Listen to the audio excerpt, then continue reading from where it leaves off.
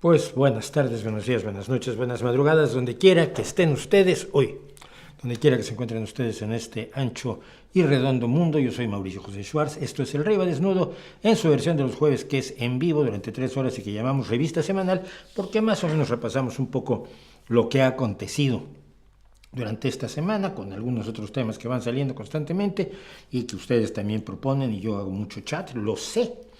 Pero es que miren, todos los podcasts se hacen con 2 o 3 personas, entonces se invita a alguien y se hace una larga entrevista de 1 hora, y eso le llaman un podcast. Y yo, esto igual es un podcast, pero prefiero no estar trayendo gente o traer gente a hablar de cuestiones muy concretas, muy específicas. Para entrevistas largas tenemos también nuestra versión de los miércoles, que es los vídeos a fondo del Rey va Desnudo. Y por otro lado, bueno, si la gente tiene limitaciones, que no puede hacer un programa ella sola y necesita traer a alguien, pues está bien, pero yo sí creo que sí puedo, más o menos lo consigo. Entonces, pues muchísimas gracias por acompañarnos, por estar con nosotros. Vamos a decirlo, lo de siempre pedimos apoyo de ustedes, pedimos apoyo en Patreon, pedimos apoyo en PayPal, para seguir haciendo cosas en este canal y para seguirme ayudando a pagar los recibos que generalmente se pagan en su 80%, 90% con los ingresos que tengo yo de mi trabajo como traductor, que mucha gente se olvida de eso. Te estás llenando de dinero en YouTube. Ojalá. ¿Cómo se hace? No lo sé. Mira, tengo 183,000 suscriptores, pero de visualizaciones no pasamos de las 40, 50,000 cada 48 horas. Entre 20 y 25,000 visualizaciones diarias, que no da para mantener una familia, así te lo digo. No soy MrBeast, ni soy alguno de los más vistos de España, ni mucho menos. Seguimos siendo el secreto mejor guardado de Internet, porque no me da por el clickbait. Y últimamente he visto a gente, científicos, y no digo españoles, cuidado, porque luego hay gente que amarra navajas con mucha facilidad, a una física cosmóloga a la que yo solía seguir, que creo que es de origen alemán, y de pronto le ha dado por unos clickbaitazos así de: ¡ay, se va a acabar el universo el jueves por la tarde! Vean mi vídeo. Y yo no creo que sea eso, ¿no? O ir a buscar con quién pelearme.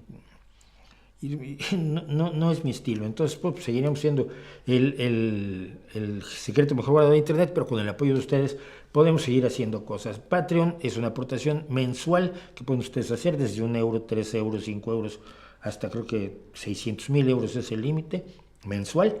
Y PayPal, que es un apoyo por una sola vez y que muchos de ustedes utilizan, les agradezco muchísimo. Generalmente son aportaciones pequeñas, pero de pronto recibo aportaciones de $20 y de 50 euros y ay, me impresionan y lo agradezco enormísimamente.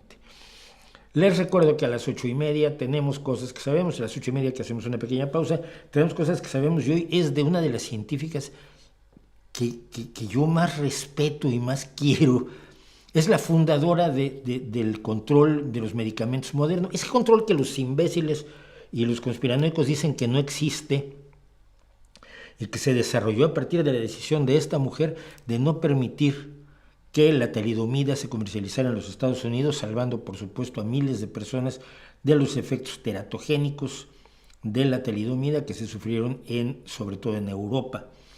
Y su seriedad como científica y el apoyo de la gente que la rodeaba en su trabajo como encargada de aprobar o no aprobar medicamentos, permitió que salvara a miles de personas y enseñó el camino de cómo hay que hacer las cosas para que no te cuelen medicamentos si no se hacen los estudios. Es una mujer maravillosa, me cae muy bien, la quiero muchísimo, la respeto enormidades, trabajó hasta muy mayor y quiero que vean su historia. Por lo demás, ¿qué más?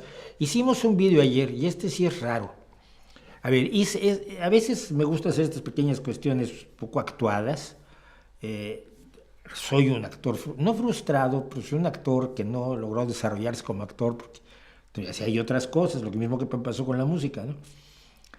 Pero me gusta escribir pequeños entremeses y cuestiones dramáticas. Tengo una enorme obra de teatro que nunca se pudo poner porque necesitaba como 20 actores en escena, en épocas donde querían hacerlo todo con 3 o con 2 actores, porque la crisis económica pues no daba para pagarle el sueldo a 20 actores en escena, ¿no? Y yo tenía escenarios fastuosos y una historia maravillosa que un día voy a contar del mayor embaucador de la historia probablemente de la humanidad, que fue una mujer mexicana que se disfrazaba de magnate español, invitaban a gente a fiestas y los embaucaba, los humillaba porque se suponía que tenía mucho dinero y les daba cheques gordísimos y se casaba, hacía que se divorciara alguien, llevaban jueces que eran amiguetes, entonces llevaban al juez y el juez hacía un divorcio allí para que se casara la esposa con el supuesto magnate español don Carlos Balmori, y resultaba que todo era una broma, y al final, claro, la gente había exhibido su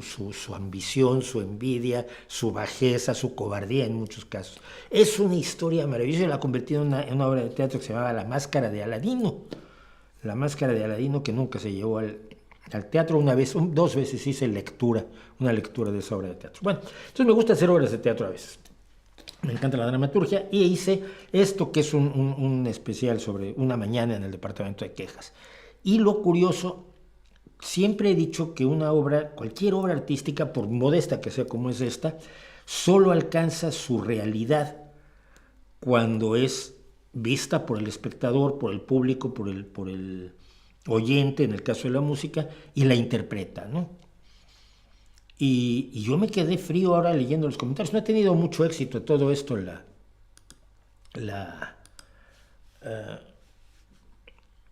¿cómo se llama? El vídeo pero es que estoy buscando cuántas visualizaciones llevamos.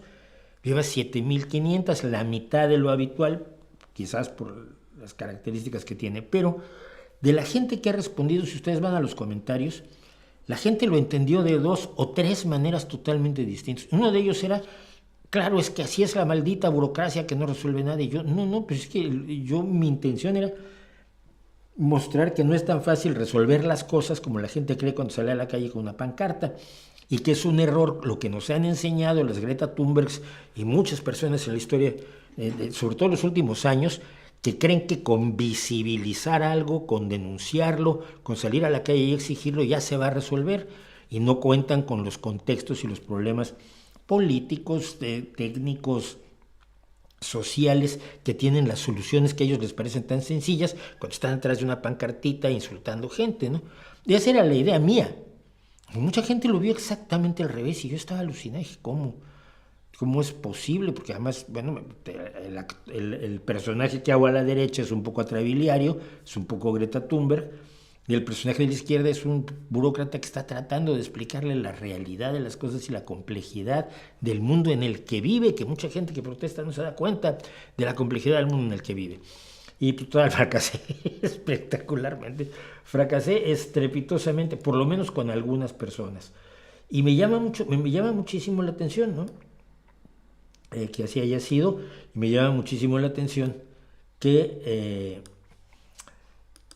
la interpretación pueda ser opuesta a lo que yo quise hacer. Ya me ha pasado con la literatura, pero entonces acuérdense siempre que la interpretación de ustedes es la buena.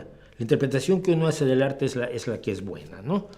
Pero en este caso sí me sentí como, qué terrible situación. Necesito que me digan si suena ahora sí el trombón o no suena el trombón con No me da la vida, porque no tengo por qué comentar ahora que no me da la vida, salvo porque hago todo esto y algunas cosas más a la semana y trabajo a veces 11 y 12 horas diarias, pero ¿suena el trombón cuando hace esto? Porque debería sonar el trombón y creo que no está. Y si no está, pues tendremos que añadirlo. Bueno, pues así es esto. Entonces, vamos a empezar a hablar de cosas que tenemos que añadir. Bueno, de cosas de todo tipo que tenemos pendientes. Primero, un par de cosas que me llamaron la atención del chat. Vamos a empezar con el chat, si les parece bien. ¿Qué es lo que más le ha gustado de la película de Dune 2? Que no la he visto. Me ha ahorrado 3 horas de mi vida. Eso me ha encantado. El libro no lo soporté. La película original, la que se hizo después de que de Laurenti se la quitó a Jodorowsky, que estaba totalmente haciendo una locura que no tenía nada que ver además con la novela de Frank Herbert.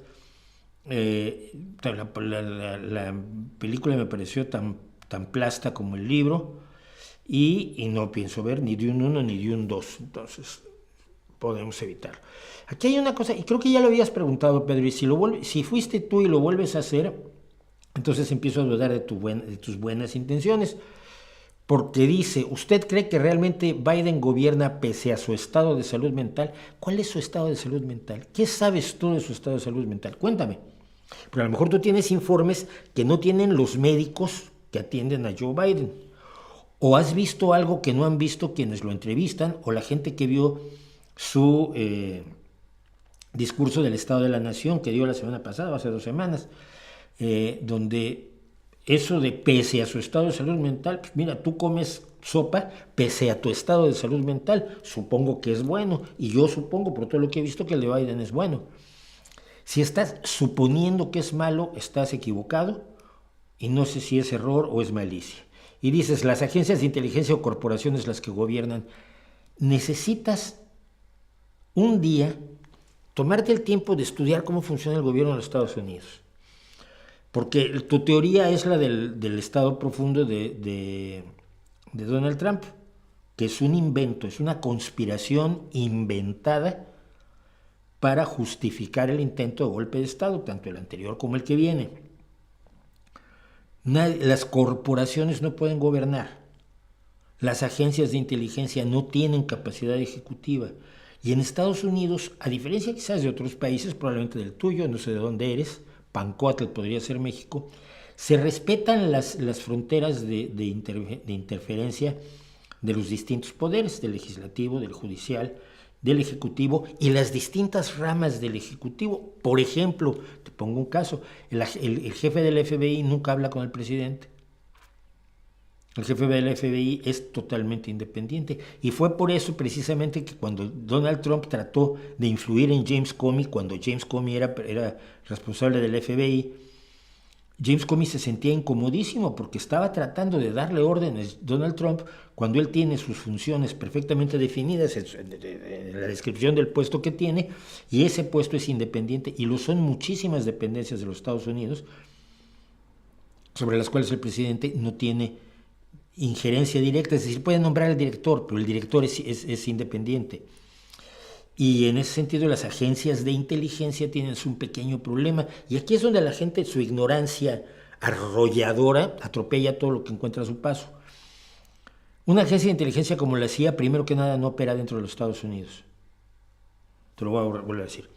La Central Intelligence Agency, la Agencia Central de Inteligencia, no puede operar dentro de los Estados Unidos. Tiene prohibido por ley operar dentro de los Estados Unidos. No tiene agentes dentro de los Estados Unidos. Y quien hace las labores de inteligencia en los Estados Unidos es el FBI. La Agencia Nacional, la Agencia de Inteligencia del Ejército, tampoco puede actuar dentro de los Estados Unidos. Ahora, tú puedes decir, pero lo hacen de todos modos, lo cual me parece una posibilidad real, pero tendrías que demostrarlo. Pero si no lo puedes demostrar, lo que estás haciendo es simplemente especular. Y yo creo igual estoy equivocado y lo sentiría muchísimo, pero igual lo estás haciendo con la intención de difundir la idea de que Joe Biden tiene un problema cognitivo, cuando quien realmente lo tiene y lo ha demostrado es Donald Trump, que esta semana volvió a decir que el presidente actual era Barack Obama. Lo volvió a decir. Se le ha olvidado que fue presidente él y luego fue presidente Biden, y él sigue que Barack Obama es presidente. Y se ha atorado en varias cosas que quien ve las noticias estadounidenses lo ve y dice, este señor no está en condiciones de ser el presidente de su comunidad de vecinos, de su condominio. Así que bueno, eso. ¿Qué tanto conoces sobre el cine de Benito Alarraqui? Nada. Y sobre Buenaventura Durruti, poco. Paco Bellenda, ojalá Biden gane aunque ya está chorreando. No lo está. Es que basta verlo, no lo está. Yo no entiendo cómo pueden ustedes aceptar que un hombre que se mantiene activo de 80 o más años, como Mick Jagger, baile y cante y pueda dar entrevistas, y no acepten que un hombre que ha estado en política toda su vida, que se ha mantenido coherente toda su vida y que actualmente cuando lo oyes hablar habla con absoluta coherencia, de pronto lo han declarado incapaz. Es alucinante de verdad. Como gane Trump, el Dios Jehová nos pille confesados, pues, tú y todos los dioses, pero hoy vamos a hablar de eso, Mauricio, saludos desde Madrid, me pregunto si hay algún político de derecha en España o México por el que sientes admiración o por lo menos respeto. Adolfo Suárez en España fue un sujeto que evidentemente mereció respeto como político de derecho, un político claramente de derecha, además seleccionado por las fuerzas del franquismo para hacer la transición, pero creo que la hizo de manera excelente, ¿no? Celia Villalobos me merece cierto respeto, porque ella como mujer feminista del PP, cuando se votó el matrimonio homosexual hace, ¿qué será?, 15 años en España, el presidente era Zapatero, y fue un día, y me acuerdo además con mucha claridad, porque ese día, o el día al siguiente, fue el concierto de R.E.M. aquí en Gijón, fue el primer concierto de rock al que fui aquí, en esta ciudad, y Michael Stipe daba las gracias al gobierno de España y a Zapatero por el matrimonio igualitario, ¿no? Y Celia Villalobos en concreto, una mujer que tiene enormemente folclórica en muchas cosas, en su forma de hablar, en su trato, etc., votó en contra. El PP había dado orden a todos sus diputados de que votaran obviamente en contra del matrimonio igualitario, y ella votó a favor y fue sancionada, tuvo que pagarle una multa al partido por no respetar la disciplina del partido, porque aquí hay un problema. Mucha gente no entiende que aquí en España y aquí en Europa se vive un sistema parlamentario. En el sistema parlamentario los diputados no tienen independencia. Tú no votas por un diputado para que haga lo que le conviene a tu distrito, tú votas por una lista para que el partido lleve a cabo su programa, que puede ser lesivo incluso para tu comunidad. Entonces, el hecho de que un diputado rompa la disciplina de partido y vote en contra de lo que votó la mayoría de los diputados de su partido, me cae bien. Son dos casos por poner, ¿no? Y luego, estoy hablando de políticos a nivel nacional, políticos a nivel local. Hay mucha gente que vale la pena y que trabaja por su gente, siendo del PP o siendo de cualquier partido, en los municipios, sobre todo en los municipios. A nivel municipal la política es distinta, ¿no? Mauricio es la hostia, dice Farola Silvestrada. Pues qué bien. ¿Crees que a Felipe González lo hace menos izquierda el haber ingresado a España a la OTAN y haber logrado la huelga del 88? No sé de qué huelga del 88 que haya logrado te refieras, pero mira, el problema de la OTAN es que es el petate del muerto, es un espantajo, es un hombre de paja. Mira, la Organización del Tratado del Atlántico Norte era detestada por la izquierda comunista, marxista, bolchevique, leninista, porque la OTAN tenía por objeto defenderse fundamentalmente de la Unión Soviética, y la Unión Soviética era el adalid de la izquierda, del pensamiento de izquierda, del futuro del mundo. Todos seríamos con la Unión Soviética, y esto a los comunistas les parecía muy bien, y a los que no éramos comunistas y éramos de izquierda nos parecía muy mal, porque sabíamos, por lo menos nos tomamos la molestia de informarnos cómo se vivía en la Unión Soviética. Y nosotros no queríamos irnos a vivir a la Unión Soviética y vivir como se vivía en la Unión Soviética, ni queríamos que ese régimen viniera aquí, donde quiera que estuviéramos, en cualquier lugar del mundo. Entonces, obviamente la izquierda, insisto, bolchevique, prosoviética, se oponía a la OTAN porque la OTAN se quería defender a Occidente de su destino inevitable, según Marx, de convertirse en países comunistas, todos. Hasta allí entiendo la posición de los prosoviéticos. Pero Felipe González se dio cuenta, primero que nada, Felipe González no era de esa izquierda. Felipe González es el que promueve que se abandone el marxismo como ideología fundamental del PSOE, y el PSOE empieza a funcionar dentro de los parámetros de la ideología socialdemócrata. Empecemos por allí. El PSOE era un partido marxista, en el que yo nunca había entrado, y a partir de 1974 abandona como otros muchos partidos socialistas, el comunismo o el marxismo para adoptar una visión socialdemocrática. ¿Okay? Como socialdemócrata, no quiere tampoco que Europa se convierta en un paraíso socialista o paraíso soviético. Y por lo tanto la entrada a la OTAN es razonable. La OTAN no ha hecho absolutamente nada, salvo los bombardeos en Afganistán probablemente, que sea reprochable. La presentan como si hubiera invadido países, tirado gobiernos, asesinado millares de civiles o millones de civiles. Y en fin, cuando tú dices OTAN ya se aterroriza a la gente. Y eso es falta de información. Te voy a poner un ejemplo. Un tipo me dice, es que la OTAN estuvo interviniendo en América Latina. Y yo, no. La OTAN jamás intervino en América Latina. Bueno, los países que pertenecen a la OTAN, sí, Estados Unidos intervino enormemente, pero eso no lo hace una intervención de la OTAN. Estados Unidos también pertenece a la Organización Mundial de la Salud y no es una intervención de la Organización Mundial de la Salud. Y entonces le digo, dime qué países invadió la OTAN, porque hasta hablaba de invasiones y de cambios de régimen, unas cosas horrorosas, que ni siquiera creo que se lo hubieran contado. Creo que lo decía suponiendo que tenía que ser real porque la OTAN está relacionada con Estados Unidos, que es la fuente de todos los males. En su imaginario, fuente de muchísimos males, sobre todo para países como los latinoamericanos, y sobre todo hasta 1990, pero han pasado 40 años también, 30 años. Entonces le digo, ¿qué ha hecho la OTAN? Bombardeó Serbia. Ahí tienes un caso, fíjate, es muy interesante. La OTAN bombardeó Serbia durante 3 meses. Mira, te conté la historia y me la van a escuchar ahora. Los dos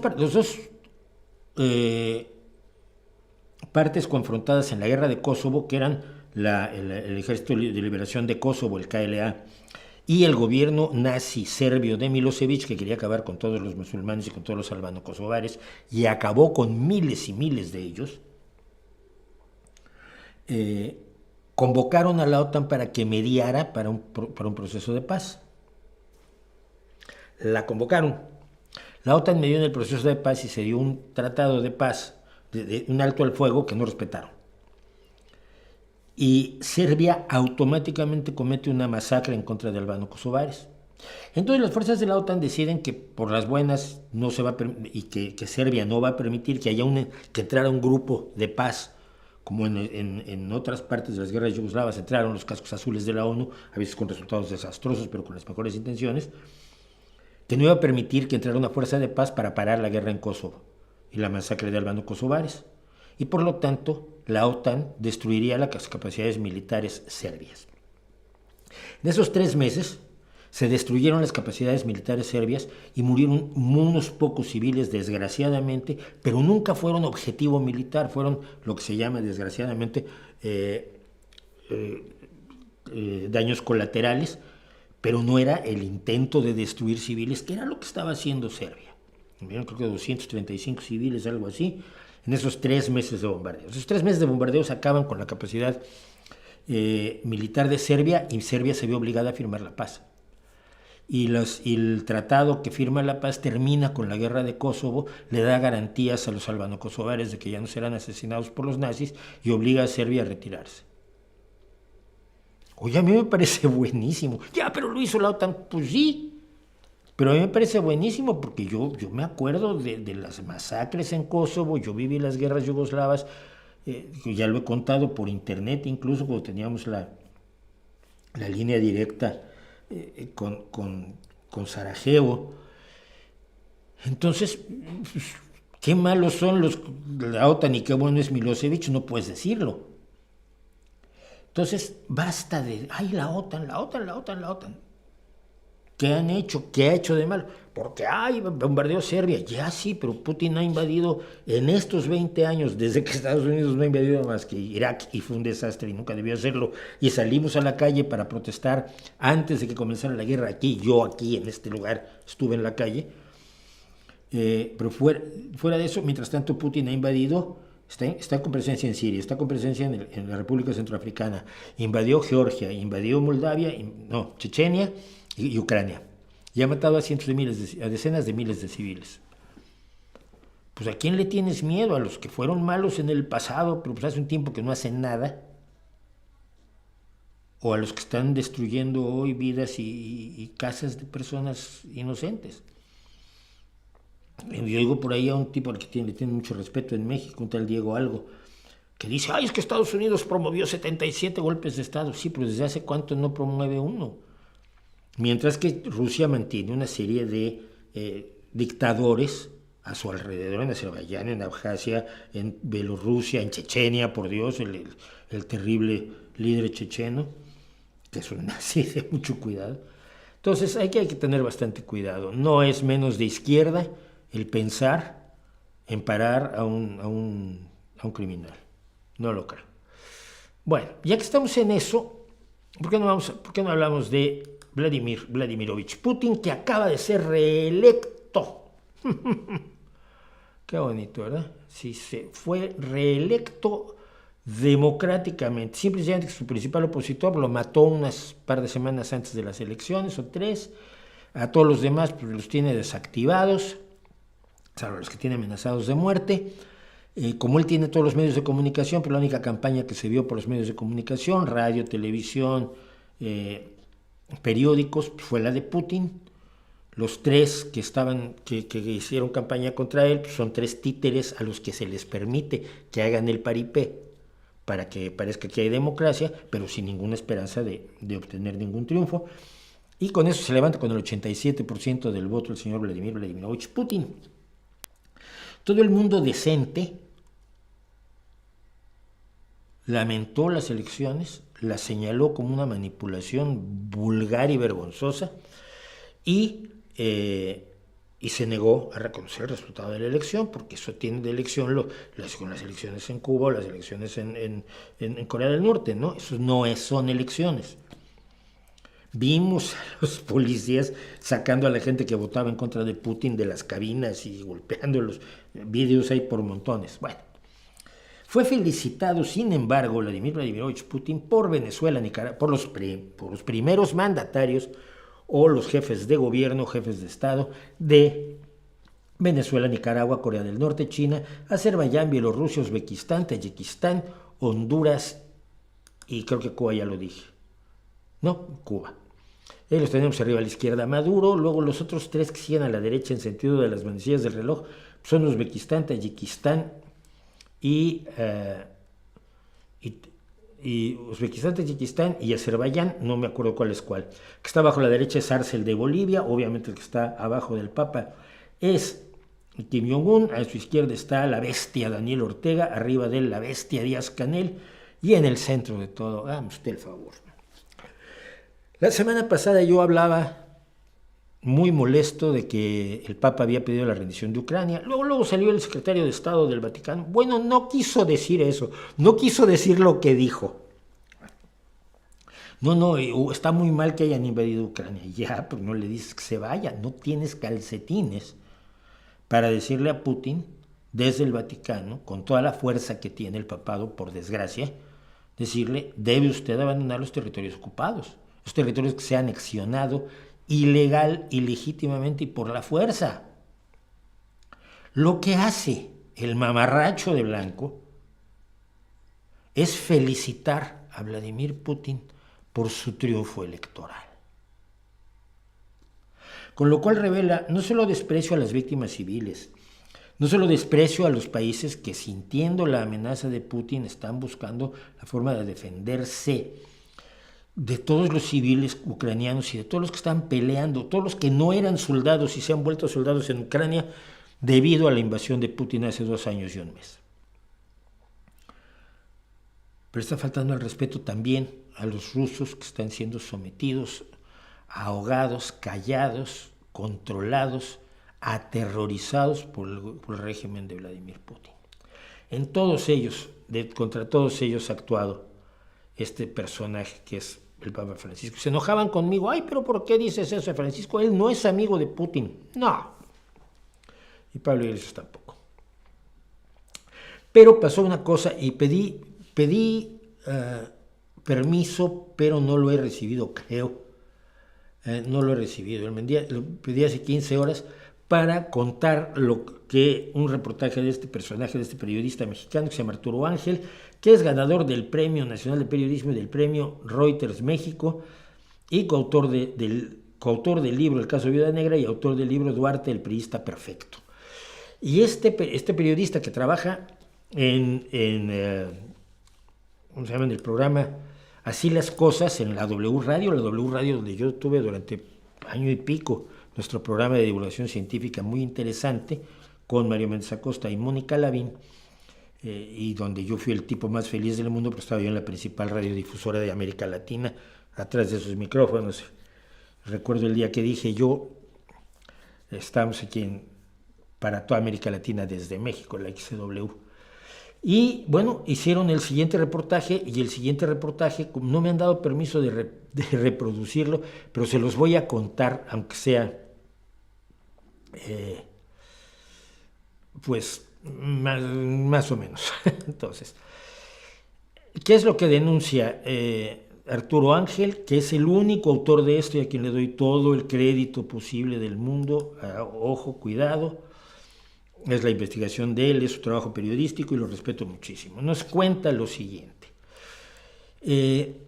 Pese a las alertas internacionales de la grave situación de los derechos humanos en Rusia e ignorando una opinión de un juez federal, el gobierno de López Obrador en México, a través de la Secretaría de Relaciones Exteriores, pretende extraditar a Rusia a un opositor al gobierno de Putin.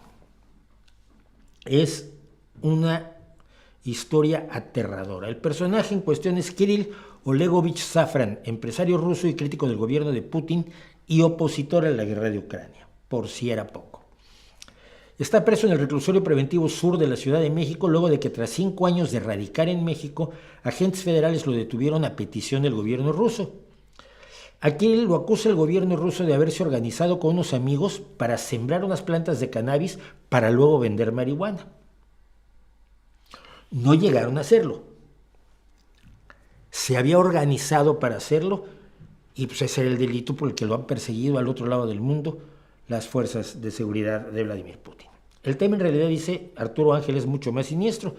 Kirill fue detenido en octubre de 2014 en Rusia y durante meses fue torturado, choques eléctricos, ahogamientos, fracturas de costillas, amenazas y un largo etcétera. Porque querían que diera datos de uno de los más famosos opositores de Putin en aquel tiempo, Boris Nemtsov. Boris Nemtsov era en aquel momento lo que hasta hace un mes era Navalny, una de las voces líderes de la oposición, crítico de la guerra que ya existía con Ucrania en 2014, cuando Putin tomó Crimea y armó a los presuntos separatistas del Donbass y les mandó tropas sin identificar, voluntarios todos, para que hicieran la guerra contra Ucrania.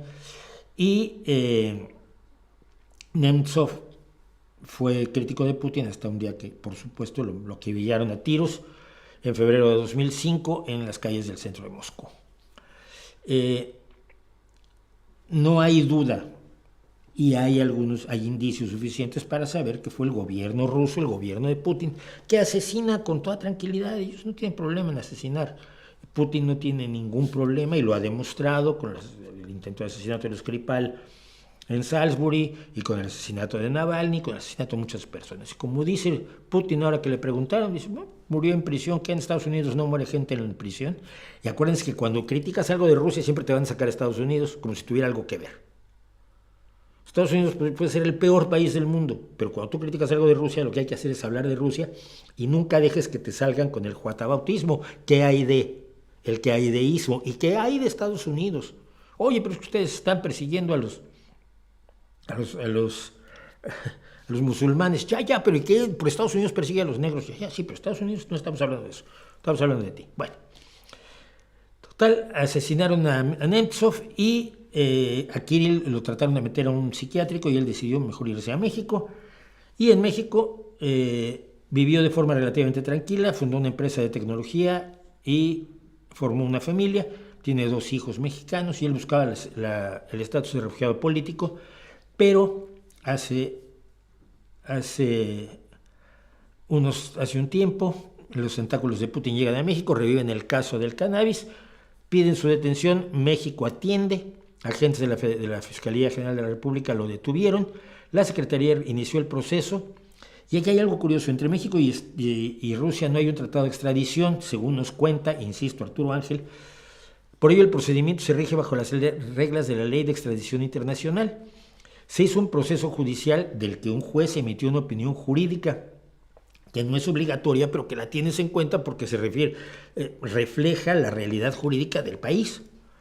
Y el juez federal a cargo del proceso, que fue Juan José Hernández Leiva, resolvió, y aquí tenemos la resolución, que no debía concederse la extradición porque sus derechos humanos estarían en grave riesgo. A ver, eres opositor y Putin quiere que lo entregues. No es para hacerle una fiesta y regalarle pastel y la actuación de un mago. Hubo pruebas contundentes, el protocolo de Estambul acreditó la existencia de las lesiones que tiene este personaje, que solo son equiparables a las que se producen cuando eres torturado. La defensa exhibió vídeos y documentos de la ONU, la OEA, Amnistía Internacional, etcétera, que daban cuenta de la situación que ocurre en Rusia. Y la Secretaría de Relaciones Exteriores dijo que no estaba de acuerdo, que nada la obligaba a atender la opinión del juez, que Amnistía Internacional es una organización de particulares, no es ninguna autoridad, ¿no? ni nada. Así que, pues, la secretaria, la ministra de Relaciones Exteriores mexicana, Alicia Bárcena, ha resuelto, y tenemos aquí la resolución, resuelto entregarle a este personaje al gobierno de Putin para que lo mate, después de torturarlo. Que cada estado es libre de organizarse como quiere, que si la OEA y la ONU dicen que Rusia tortura, pues que Rusia está en su derecho a torturar, de sus derechos humanos, que cada quien maneja los derechos humanos como quiere, y que Amnistía Internacional pues no tiene nada que ver. Así que lo que sí es que el gobierno mexicano está muy tranquilo porque, según tenemos en un documento aquí que también publicó este periodista, no me quiero apoderar de nada de su crédito, por favor. En este documento vemos cómo las comunicaciones diplomáticas de Rusia dicen que esta persona no será sometida a torturas ni a tratos o penas crueles, inhumanos o degradantes, de conformidad con lo previsto en los artículos 17 y 14 del Pacto Internacional de Derechos Humanos de Derechos Civiles y Políticos del 16 de diciembre de 1966. Es decir, Putin ha prometido que no lo va a torturar ni lo va a maltratar. Y el gobierno mexicano le cree. Lo utiliza como elemento probatorio para conceder la extradición. Es gravísimo y revela, sobre todo, desgraciadamente, revela la cercanía, la identidad, el apoyo que el gobierno mexicano de Andrés Manuel López Obrador le ha dado siempre a la ultraderecha criminal, anti todos los principios más elementales de las buenas costumbres humanas. Asesino, enemigo de las mujeres, que ha establecido leyes para que puedas pegarle a tu esposa siempre y cuando no la metes al hospital, te paras antes de que llegue al hospital.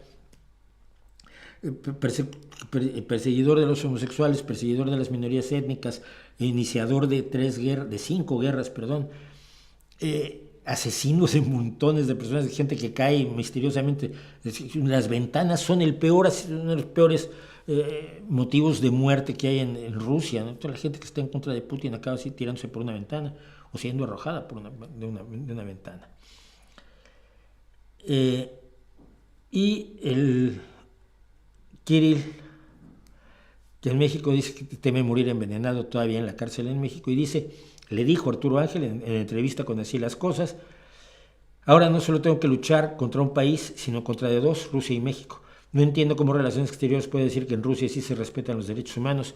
Me parece increíble, dice el propio Kirill. Pero desde ahora lo digo, si tengo que morir en Rusia con la boca abierta lo voy a hacer, pero no me voy a callar, no les daré ese gusto. La historia completa está en la página web del programa Así las Cosas, pero yo sí quiero resaltar que esto es una vergüenza para México. México, que es un país que siempre le ha abierto la puerta a los refugiados, a todos, a los refugiados de los regímenes de la derecha, de los regímenes brutales de Pinochet, de Videla, de João Goulart.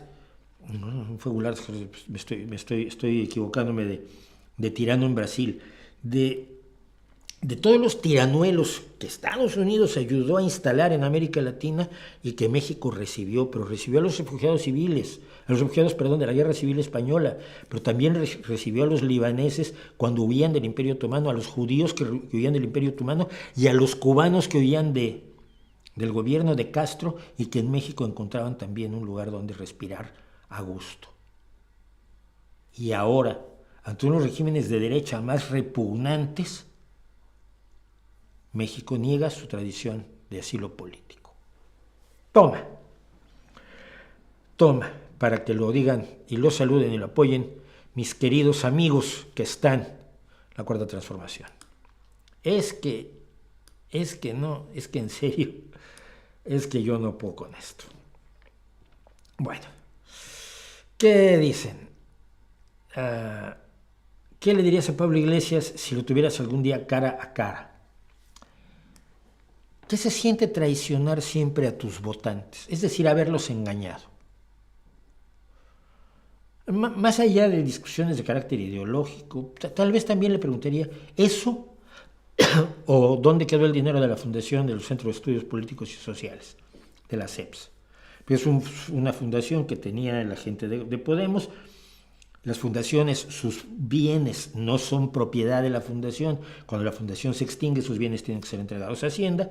Y cuando extinguieron la Fundación de Estudios Políticos y Sociales, el dinero nadie sabe dónde quedó. Y nadie lo quiso investigar. Entre otros, el diario no lo quiso investigar y de ahí vamos a hablar hoy del diario también, aquí en España.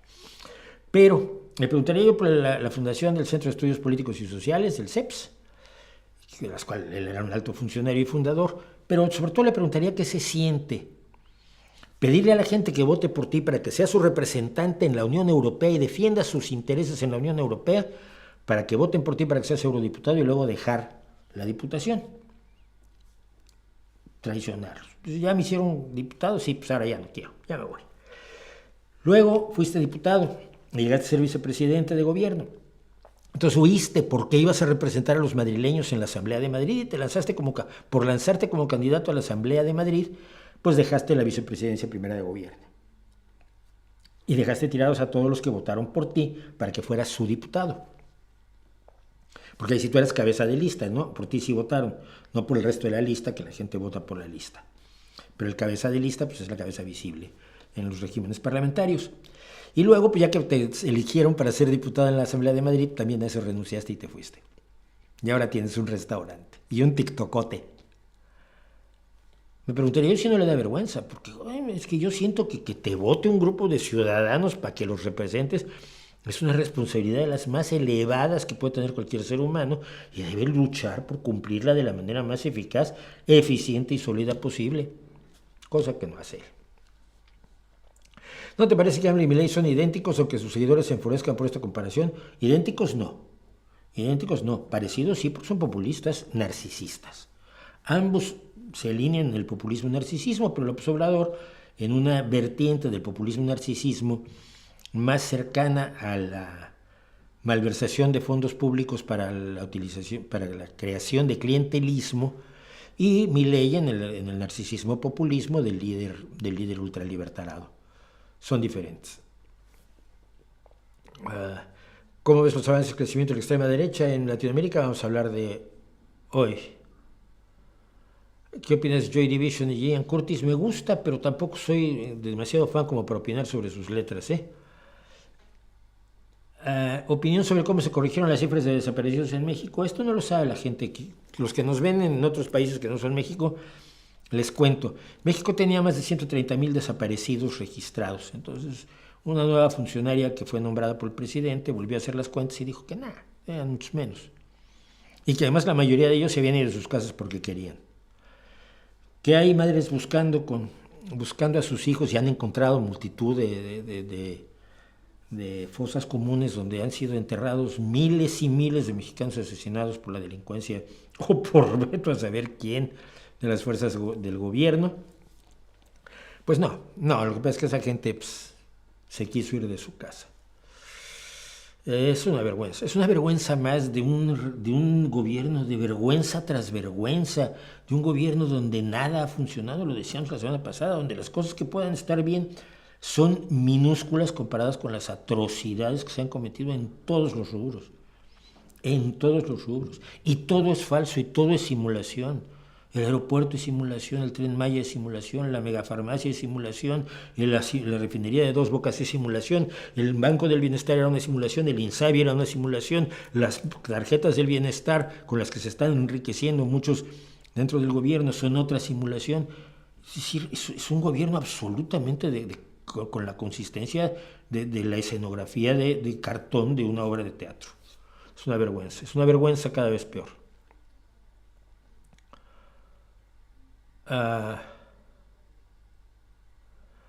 ¿Ayudarán a tiempo los países de la OTAN y de la Unión Europea a Ucrania o propiciarán más problemas? La OTAN no puede intervenir en Ucrania. Si interviene, generaría la Tercera Guerra Mundial. El que está prometiendo la Tercera Guerra Mundial es Putin, no el resto de los que no queremos la Tercera Guerra Mundial. Entonces, esta idea de que los países de la OTAN va a entrar como organización en Ucrania no es viable, ni es real, ni es realista, ni la ha propuesto absolutamente nadie. Porque Europa tiene que apoyar más a Ucrania, absolutamente. No con fuerza, no necesita tropas. Los ucranianos están defendiéndose solos muy bien. Tienes que entrenarlos, los entrenas en otros países, los entrenas en el Reino Unido, los entrenas en Francia, los entrenas en Alemania, los entrenas si quieres en España. Pero mandar tropas no está en la agenda de nadie, salvo en la de Putin. Es su sueño dorado para poder finalmente atacar a Europa. Es que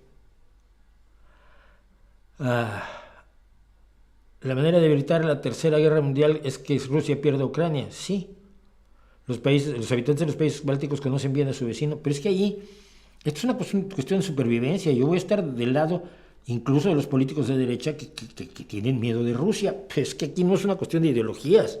Rusia no es de izquierdas como para que la izquierda los defienda. Hay que ser imbécil para creer eso.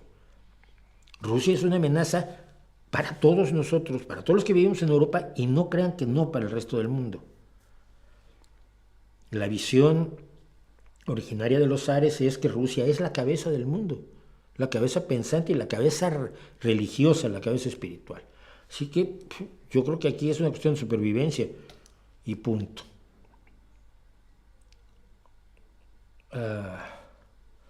Bueno, me preguntaban sobre... hablábamos quizás sobre me preguntaban algo de López Obrador, de Pablo Iglesias, lo siento. Y voy a contar algo que ha estado pasando en España, ya que conté largo y tendido lo que estaba pasando en Rusia y en México. Una cosa que está pasando en España que es enormemente preocupante, y por otro lado ha sido una costumbre del protagonista de esta historia durante muchos años.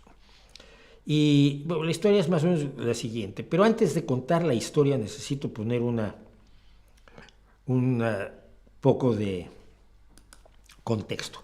Yo desde el principio he sido muy crítico del periódico llamado El Diario.es y de su dueño, el empresario y periodista Ignacio Escolar. Antes me contestaba Nacho Escolar a mis tweets, luego se le quitó. Sobre todo por el odio cerril y la desprolijidad periodística con la que ha cubierto al Partido Socialista Obrero Español desde el día que se fundó. Tienen una reportera, que no voy a decir su nombre, pero tiene una reportera que yo la llamaba la sicaria de Nacho Escolar. Entonces ella seguía las historias del PSOE y las presentaba distorsionadas en las páginas del diario, constantemente. Una cosa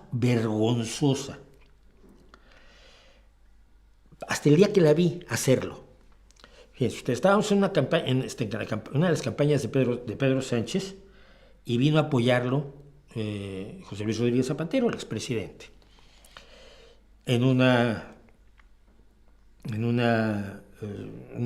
mitin que tuvo el Partido Socialista, fuera de Gijón, por cierto. Estábamos, me acuerdo, creo que en Avilés. Y esta esta señora periodista, estaba entre la gente de prensa que estaba cubriendo el asunto, y cámaras y radio y todo el mundo ahí, un montón de gente cubriendo la campaña de Pedro Sánchez y la presencia del expresidente Zapatero. Desde la comida se comentó y se le comentó a la prensa, me consta, que el presidente Zapatero probablemente no podría terminar el mitin porque tenía que tomar un avión, porque tenía un compromiso en Alemania.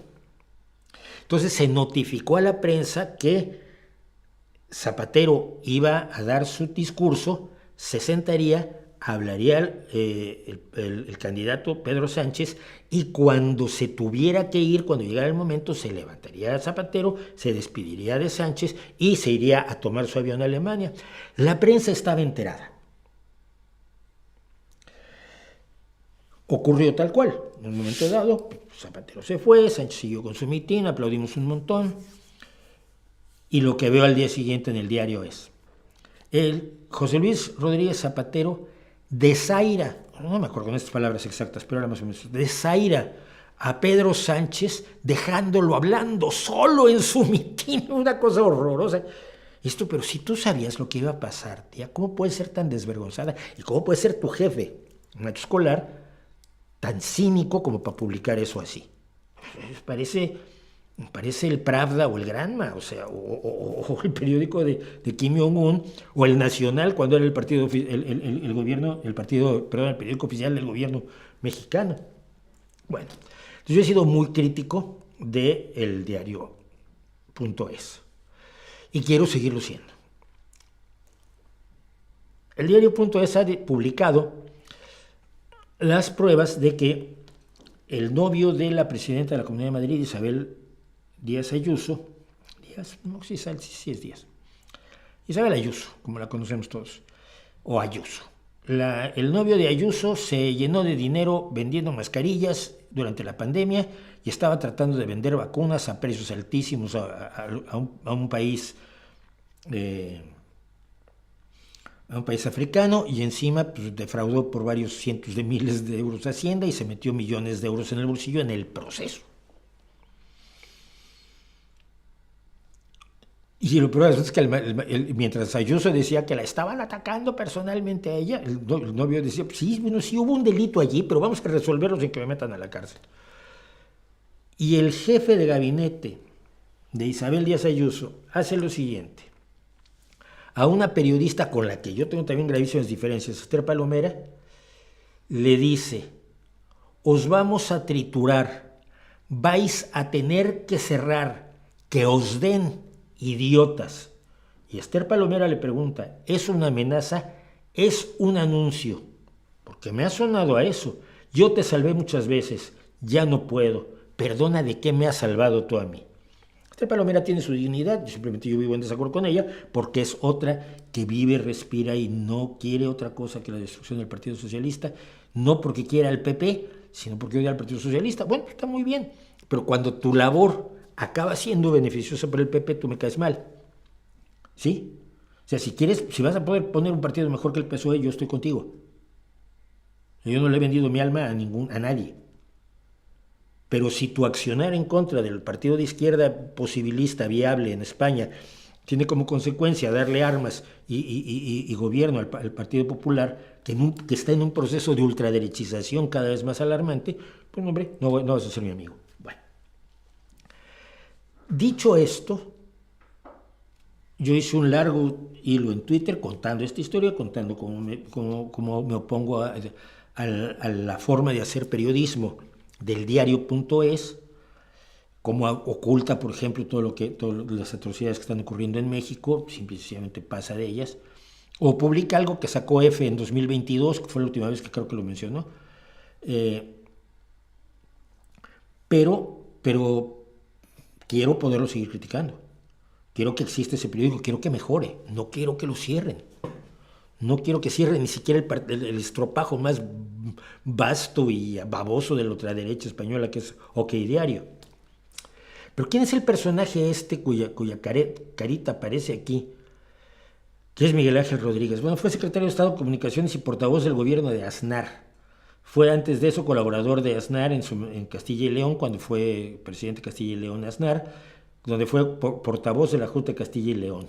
Luego fue director de comunicación del Partido Popular y Isabel Díaz Ayuso primero lo fichó como jefe de campaña en el 2019 y en la crisis del coronavirus lo nombró director del gabinete de la Comunidad de Madrid. Es decir, el personaje que está amenazando a esta periodista y está amenazando a todo un medio español de que lo van a triturar.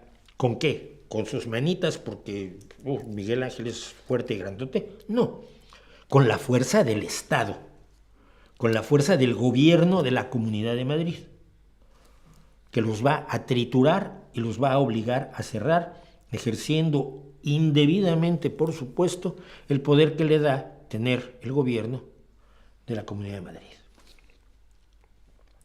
Este sujeto no es nada nuevo esto. Hace 30 años, en 1997, fue denunciado ante la Comisión Constitucional del Parlamento por el empresario Antonio Asensio, presidente de Antena 3, porque lo había amenazado el 24 de diciembre de 1996 con represalias contra él y sus empresas si hacía un pacto con Canal Plus para compartir los derechos televisivos de los clubes de fútbol. Al final acabó obligando a Asensio a vender Antena 3. En 2014, como colaborador de estas cosas que salen, de uno de estos programas de televisión que se acostumbran de tertulia en España, deseó que fusilaran al político Artur Mas. El Consejo de Audiovisual de Cataluña lo denunció por introducir elementos de violencia en el debate público, lógicamente, y entonces él dijo que iba a hacer lo posible porque el Consejo del Audiovisual de Cataluña desapareciera. El consejo que controla precisamente que haya cierta deontología periodística en los medios en Cataluña. En abril de 2022 empujó bruscamente a la periodista Andrea Ropero. El vídeo está en YouTube, lo pueden ver, porque ella le trataba de hacer una pregunta a Isabel Díaz Ayuso. Y es brutal. De hecho, por este hecho se pidió su comparecencia en la Asamblea de Madrid al considerar varios de sus diputados y personalidades que había cometido un ataque a la libertad de prensa. Ahora amenaza al diario.es y a Esther Palomera con estos modos de matón de delincuencia organizada, ¿no?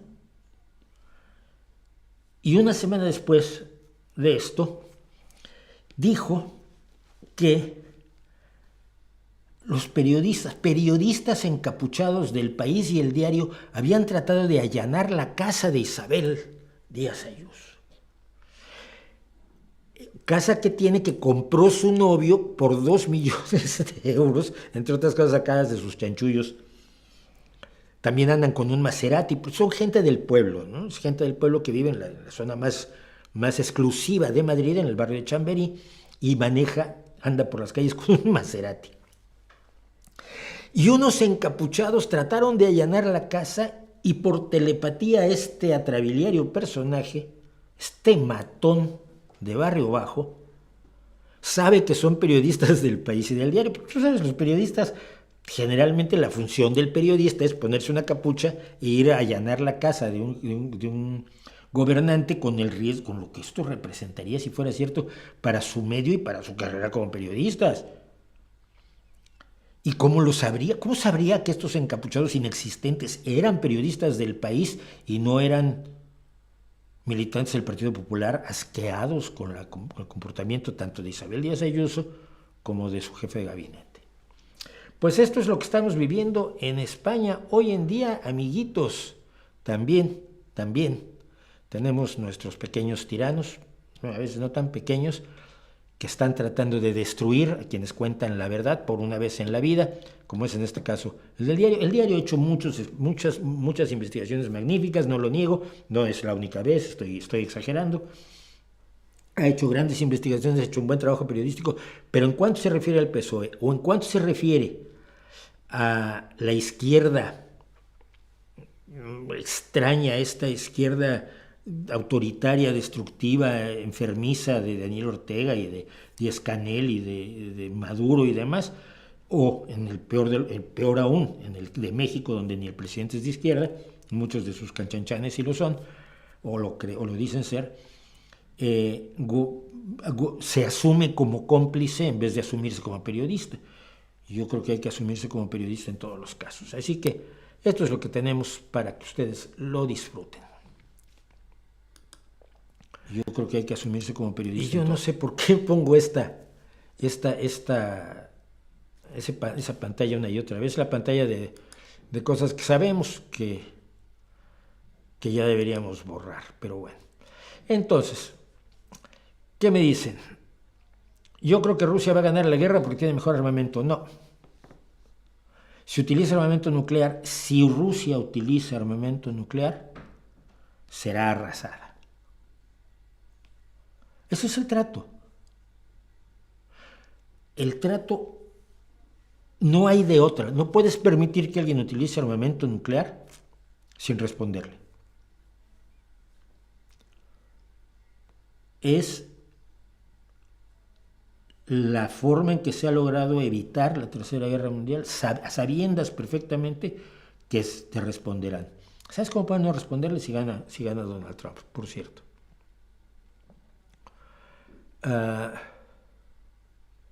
El video ha quedado muy divertido. Sí, pues el video quedó muy divertido, pero la burocracia excesiva también es un problema. Ya, pero aquí no hablé de burocracia excesiva para nada.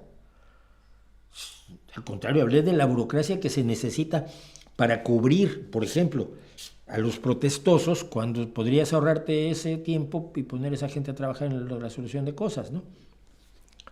Pero no suena el trombón, no hay trombón, oh, qué triste. Voy a ver cómo hago. La literatura no aporta conocimientos, te los exige. ¿Qué te parece esta afirmación de un catedrático de literatura de la Universidad de Oviedo? A ver, es una observación nada más y creo que tiene algo de verdad. La literatura no está para aportar conocimientos, para eso lees ensayos, obras de historia, divulgación científica o libros de ciencia directamente, revistas científicas, periódicos, revistas, sitios web, en fin, te informas. La literatura no está para dar datos. A veces compartimos muchos datos en la literatura porque muchos somos apasionados de los datos. Yo era de pronto, echaba unas explicaciones en mis novelas que había que borrar la mitad porque estaba yo echando unos rollos enormes. Pero sí, para apreciar la literatura te exige que tengas un determinado contexto, sin duda alguna. No en todos los casos, hay excepciones, pero creo que es una observación aguda. ¿Cuánto tiempo cree que le queda al ejército ruso antes del colapso? El ejército ruso no va a colapsar. Lo que puede colapsar es la ciudadanía rusa. Es decir, está creciendo el sentimiento en Rusia de que se han puesto entre 100.000, nadie sabe los números exactos, pero los números parecen estar entre 100.000 y 300.000 soldados que han sido metidos en una picadora de carne en el frente ucraniano para nada. Y que la gente empieza a notar ya que son sus hijos y sus maridos y sus primos y sus sobrinos y sus padres los que están siendo lanzados a la aventura de Putin. Yo quiero recordar que el ejército ruso no tenía ninguna esperanza de colapsar en la Primera Guerra Mundial. Lo que destruye a los zares es que la gente se harta de la Primera Guerra Mundial. Entonces, sin tratar de establecer paralelismos históricos que probablemente tienen muchos elementos distintos, creo que es un elemento a tomar en cuenta. El zar Nicolás II fue depuesto porque la gente protestó, él ordenó la represión y los militares dijeron no podemos, no vamos a reprimir, o sea, ¿por qué? ¿Para que sigamos padeciendo hambre y escasez por la guerra en la que te metiste, que estás llevando mal? La Unión Soviética se desmoronó después de la aventura de Afganistán. Invadió Afganistán, mantuvo la guerra en Afganistán. Murieron muchísimos soldados rusos en Afganistán y al final perdió la guerra en Afganistán. Y eso fue probablemente la puntilla de todas las desgracias que había vivido el pueblo ruso con el gobierno del Partido Comunista de la Unión Soviética. 1917 te estoy diciendo, 1990 te estoy, 89 te estoy diciendo, y 2024. Entonces yo creo que el problema social es mucho más grave que el problema militar. El problema militar es sostenible. Rusia, según me dicen los expertos en cuestiones militares, ha reforzado las líneas de defensa de una manera extraordinaria, sin apoyo aéreo. El ejército ucraniano tiene pocas posibilidades de avanzar. Hay un impasse casi de guerra de trincheras en este momento, con avances en algunos sitios, y se toman aldeas destruidas, se toman cascotes y ruinas más o menos estratégicas de uno y otro lado, pero no se espera que haya algo que fuera un revulsivo. De momento, nadie está ganando la guerra, no importa lo que te diga Pablo Iglesias y su tiktokote.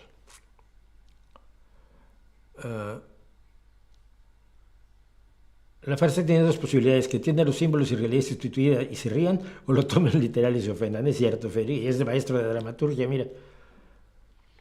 ¿Qué opinión tienes de la posición de Christopher Hitchens sobre las políticas de identidad? ¿Crees que aún está vigente o agregarías matices? Yo creo que no solo está vigente, yo creo que hay que fortalecerla.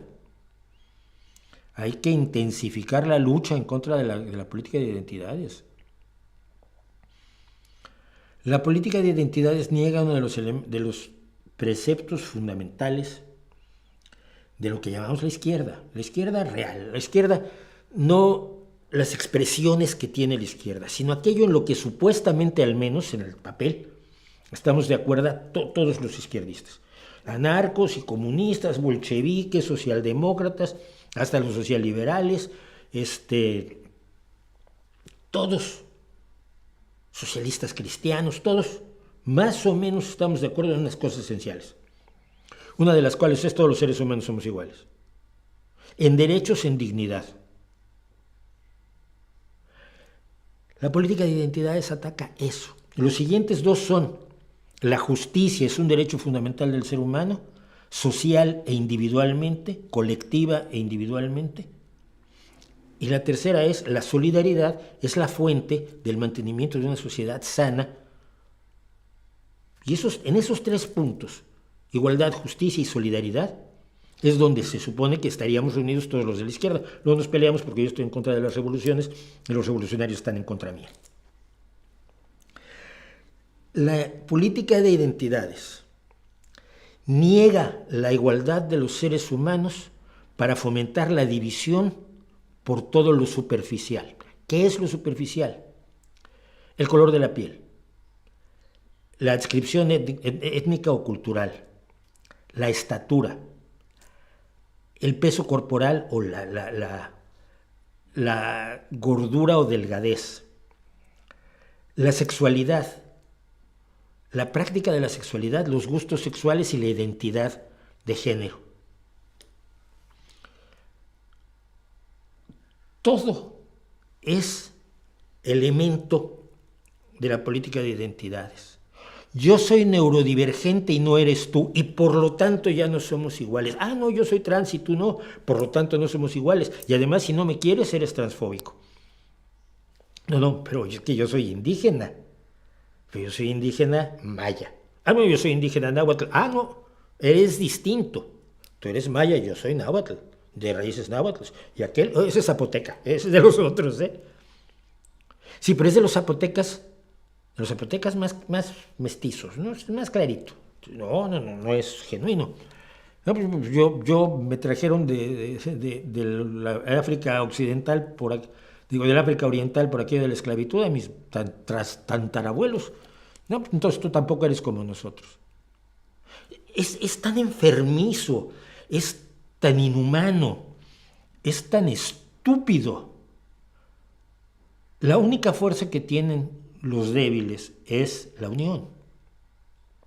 Si quieres luchar contra los poderosos, no para destruir a los poderosos, sino para ganar poder, para acercarte a los poderosos, para tener poder y ejercerlo junto con ellos incluso, lo único que tienes es tu unión alrededor de lo fundamental y lo esencial. como un ser humano que busca la igualdad, la justicia y la solidaridad. Toda la política de identidades es anatema de esta visión tan sencilla. Todos los seres humanos nacen iguales en derechos y dignidad. Ya, pero es que este nació mujer y este nació hombre, ya, pero no podemos separarlos. Tendrán diferencias, habrá diferencias, por supuesto que hay diferencias de todos, hay unos más altos, otros más bajos, pero como humanos los consideramos iguales en derechos y en dignidad. Polarizarnos es un error, polarizarnos en miles de pequeños grupos enfrentados entre sí, donde además se tiene el concepto único de la política de identidades, que es la interseccionalidad, es decir, donde eres más víctima si reúnes 2 o 3 características de la identidad victimológica. Es decir, si eres negro, pero homosexual, gordo y feo, tienes mayor puntaje de victimismo debido a tu identidad. Y por lo tanto puedes oponerte a los que no son ninguna de esas 4 cosas. Cuando, teóricamente, nosotros, los tontos de la izquierda, diríamos, ¿el señor qué es? ¿Cómo se llama? Peter Pérez. Peter Pérez. Bueno, pues Peter Pérez. No, pero es que es negro. Ya. ¿Y? No, pero es que además es homosexual. Ya. ¿Y? Y además es gordo. Hombre, dile que trate de bajar un poco, de hacer algo de ejercicio, porque no es sano. Pero de ahí en fuera nada, ¿no? Nada. Porque es irrelevante. Entonces, creo que no se había desarrollado la política de identidades hasta estos extremos, pero Christopher Hitchens lo vio con una claridad absolutamente prístina y me encanta. ¿Qué opinión te merece la obra del malogrado Michael Crichton? Malogrado. Y en particular, cómo pasó de libros en los que trataba conceptos científicos a otros en los que se abonó a la anticiencia. Es que yo no conozco mucho de Michael Crichton, pero te puedo decir una cosa, él solo escribió un libro. Mira, en La amenaza de Andrómeda hay unos señores que aparece una amenaza que es un virus y los amenaza a todos y que hay que pararla. Y entonces los científicos van y la paran. ¿Sí? Pero luego en Westworld describe la historia de unos robots que se convierten en un peligro para los seres humanos y los científicos tienen que ir y pararlos. Pero luego en Parque Jurásico escribe la historia de unos dinosaurios que se vuelven un peligro para los seres humanos. Es el mismo libro todas las veces. Entonces yo no fui muy fan de Crichton una vez que me di cuenta de esto. Así que no puedo analizar cómo fueron pasando de unos conceptos a otros sus libros, porque siento, yo los que yo leí, las películas que yo vi son todas la misma.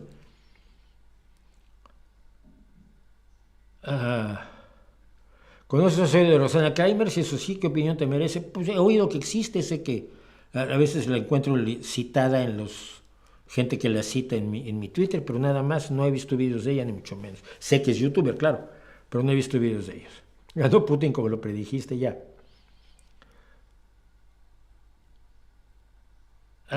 Yo también, una vez traduje yo también soy traductor, una vez traduje un libro de un homeópata sobre consejos de salud. No quería hacerlo, pero al fin lo hice por el sustento de mi familia. ¿Has vivido algo así? Una vez. Tenía yo un buen cliente, y era cuando estaba yo freelance, era guionista freelance, no traductor, guionista freelance. Y me llamó uno de mis clientes, oye Mauricio, tenemos una urgencia para mañana. Esta compañía alemana de armamento tiene que hacer una presentación para el gobierno mexicano, para el ejército mexicano, concretamente para la Marina. Y necesitamos un guión y te lo puedes chutar de aquí al pasado mañana. Era así porque eran 2 días. Y le dije, pues no sé, no creo. Sí, mira, aquí está la información, llévatela y vela. Y me avisas. Esa noche lo pasé muy mal, esa noche lo pasé enormemente mal.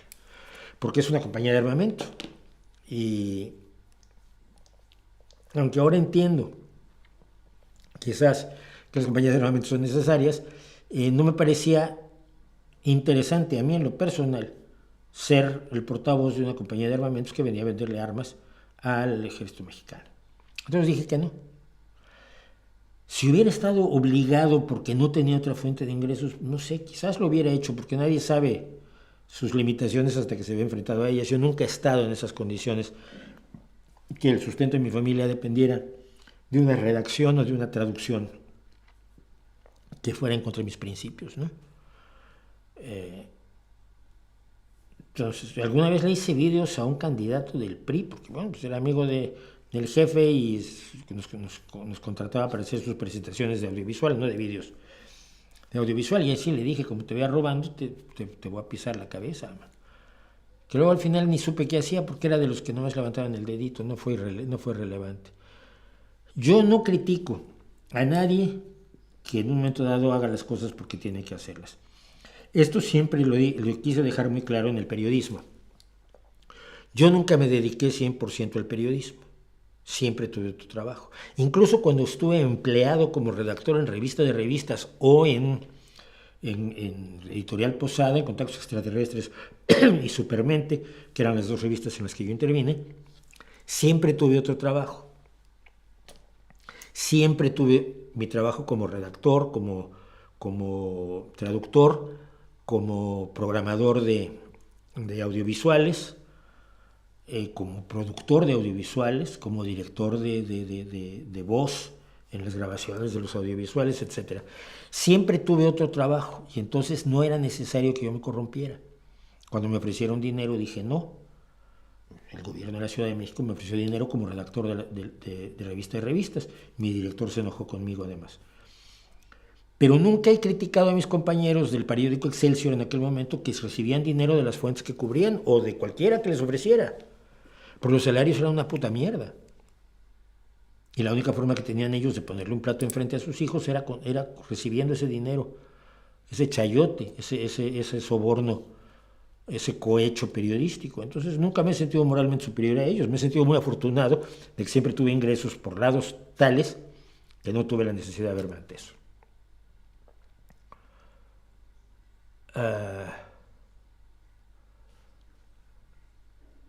American Fiction no la vi. ¿Qué piensas de las declaraciones de Macron sobre la guerra de Ucrania? Si me has oído, estoy básicamente de acuerdo con él.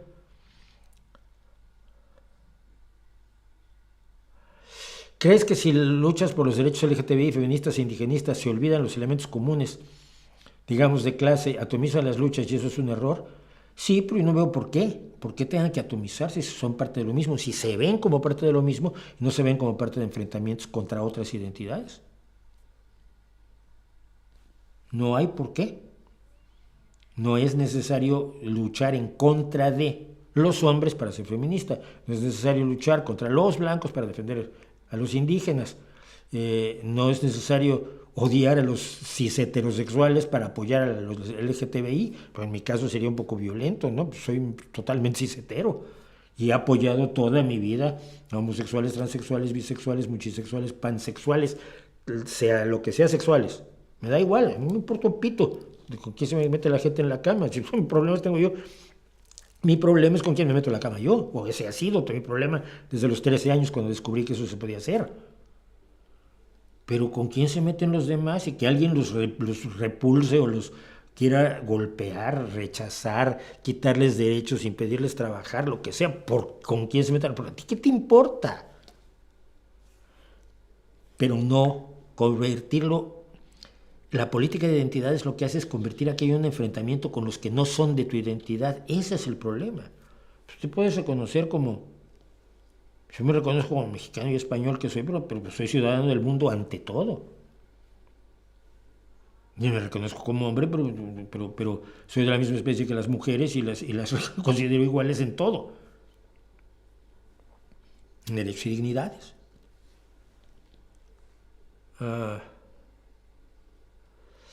Cuando se habla de la baja tasa de natalidad, medio que se dirija la discusión de los derechos reproductivos de la mujer, especialmente el aborto y los conceptivos. ¿Qué opina? Pues sí, no, es que es un hecho. Pero esa baja natalidad no se resuelve aumentando la natalidad. Todo intento por aumentar la natalidad en una sociedad ha sido un desastre. Y no son pocos los casos. Ya hemos hablado aquí, por ejemplo, del de Rumania. Entonces, no es la solución, nunca funciona. Y lo único que queda es pues, el cuento de la criada, ¿no?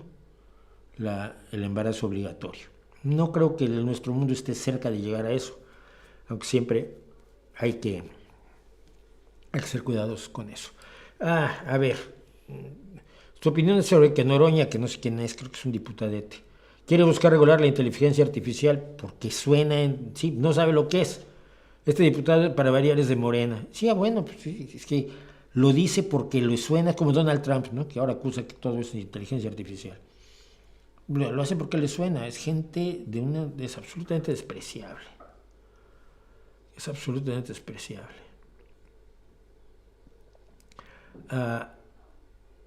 Bueno. Vamos a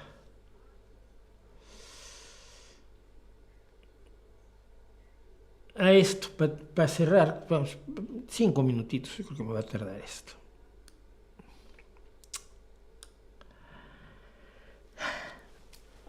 Hay momentos en el chat que siento un poco de desaliento. La ultraderecha avanza, no hay duda que avanza. Trump está en camino a volver a ser el presidente de Estados Unidos, y no porque gane las elecciones, no tiene que ganarlas, puede perderlas por 80 contra 20. Va a decir que ganó y va a lanzar a sus huestes a un golpe de Estado mucho más organizado, más eficiente y mejor armado que el que intentó el 6 de enero de 2020. Es decir, es muy probable que las elecciones en Estados Unidos sean las últimas que veamos en Estados Unidos, y por tanto esto le abre la puerta, le suelta la brida a muchísimos otros para establecer regímenes autoritarios, nacionalistas y conservadores.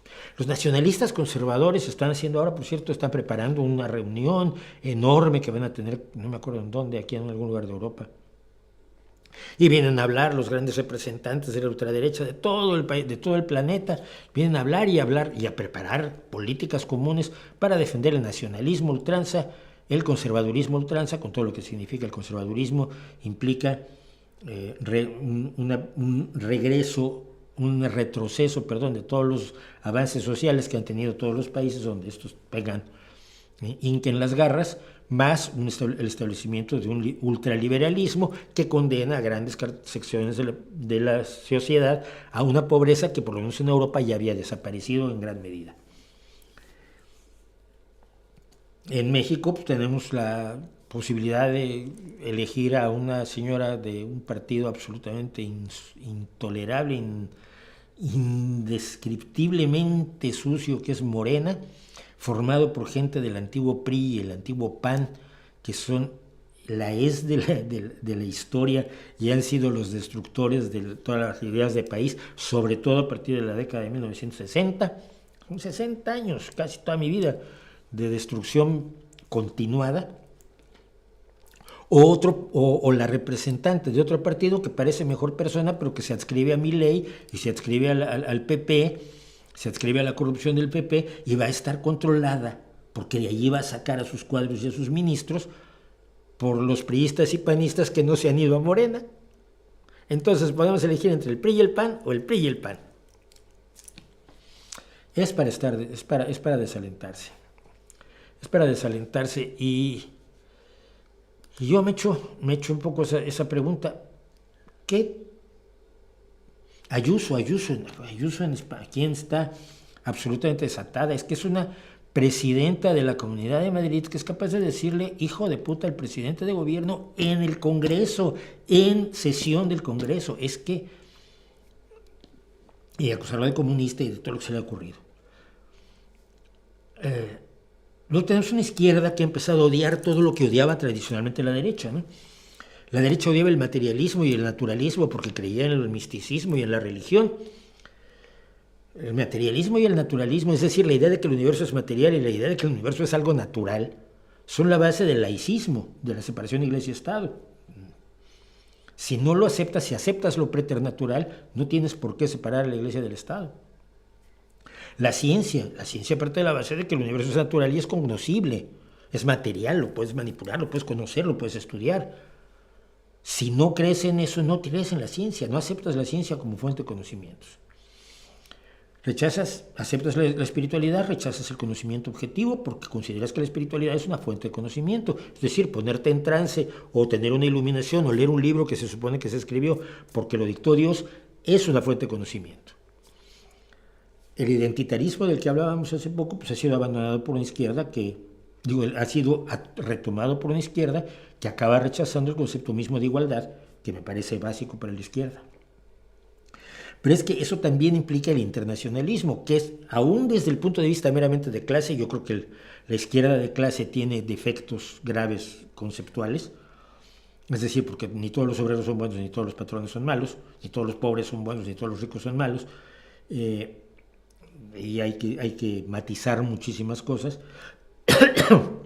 pero sí teníamos la idea de que los trabajadores son iguales en todo el mundo y por lo tanto éramos internacionalistas. Bueno, yo sigo siéndolo.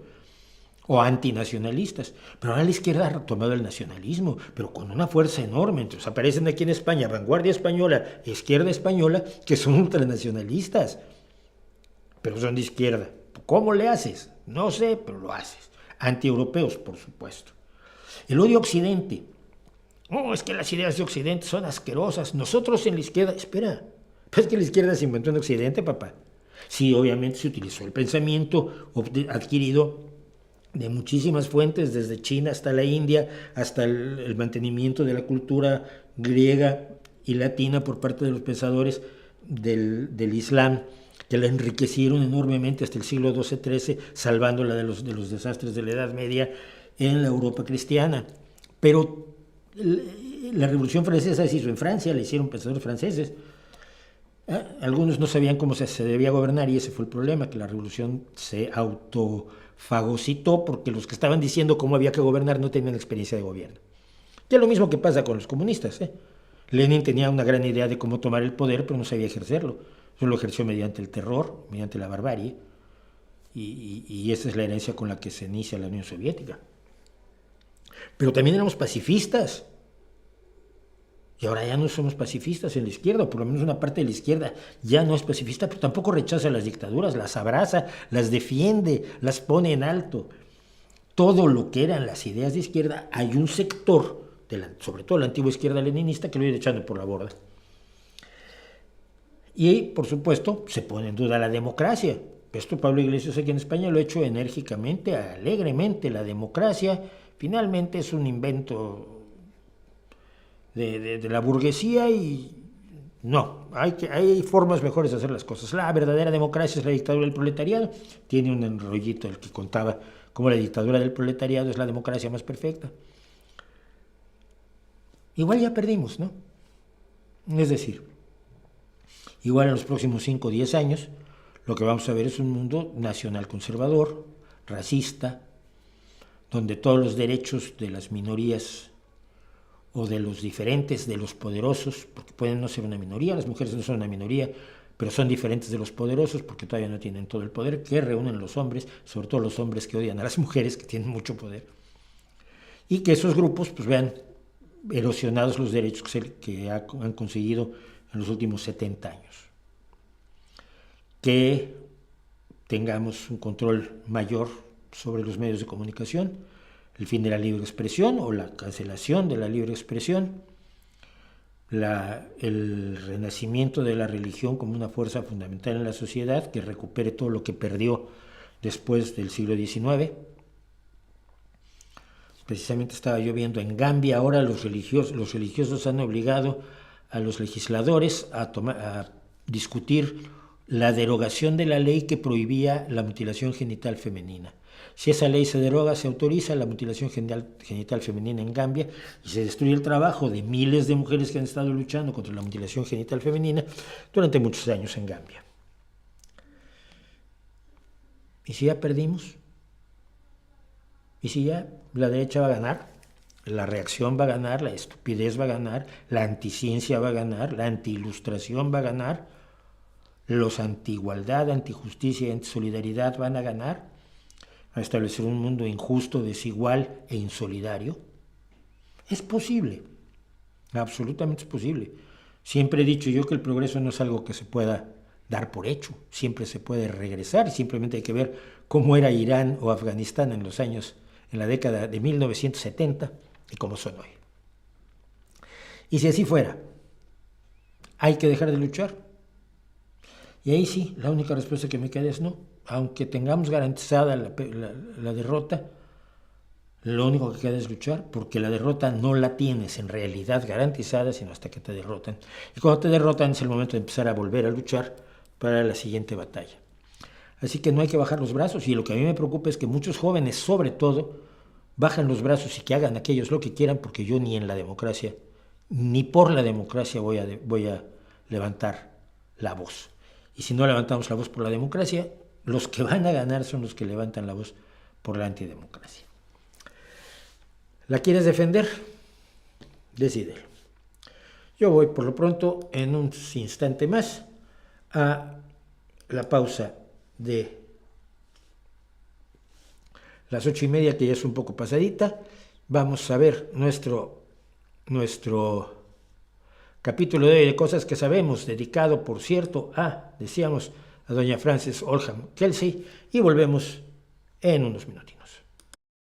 Cosas que Sabemos, dedicado, por cierto, a doña Frances Oldham Kelsey, y volvemos. Su compromiso con el método y el rigor de la ciencia llevaron a una revolución que ha beneficiado a todos los consumidores de medicamentos en los últimos 50 años. Su compromiso con el método y el rigor de la ciencia llevaron a una revolución que ha beneficiado a todos los consumidores de medicamentos en los últimos 60 años. Su compromiso con el método y el rigor de la ciencia llevaron a una revolución que ha beneficiado a todos los consumidores de medicamentos en los últimos 60 años. Era una de las apenas 7 llevaron a una revolución llevaba apenas toda una semana en su pequeño oficina. Cuando le llegó la de aprobar mi era una de las apenas 7 llevaron a una revolución llevaba apenas toda una semana en su pequeño oficina.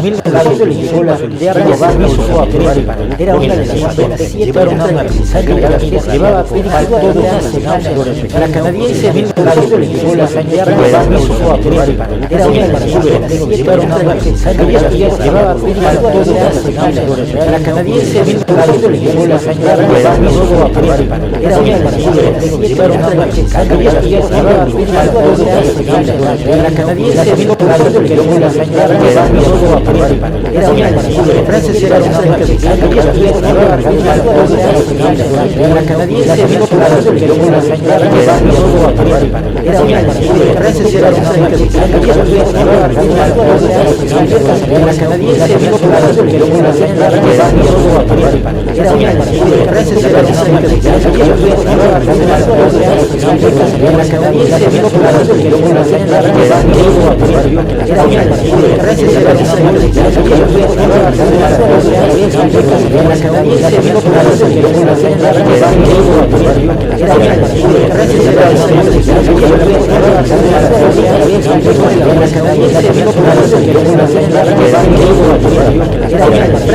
que una señora era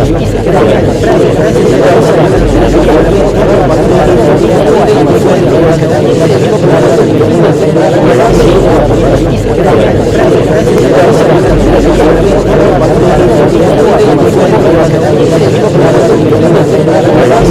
Frances era una la canadiense vino por la razón que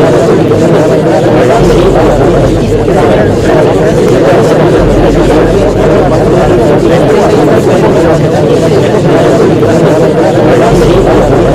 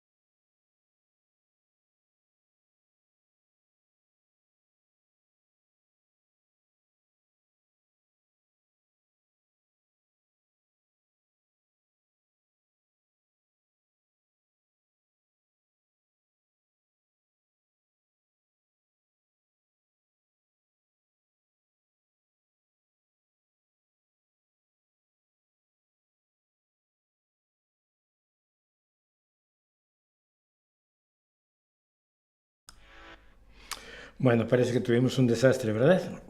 Ya, no me digan nada. Eh, sí, parece que tuvimos otra vez un lío con el audio. Eh, lo siento de verdad. Voy a tratar de averiguar qué fue lo que pasó, porque se supone que estaba resuelto, que pasó la semana pasada.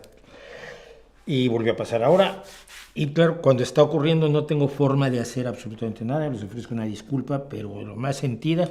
Esto estará bien, por supuesto, cuando publiquemos el segmento a lo largo de esta semana. Pero, eh, pero, pero lo siento, punto. Discúlpenme, o como se diga, perdón, I'm sorry. Y seguimos adelante. Dice David del Castillo que el diario.es ha estado hablando de México. Vale. Puedes decirme, voy a hacer una búsqueda, mira. Es que igual yo miento, ¿no? Entonces vamos a buscar el diario.es y Tren Maya. Eso.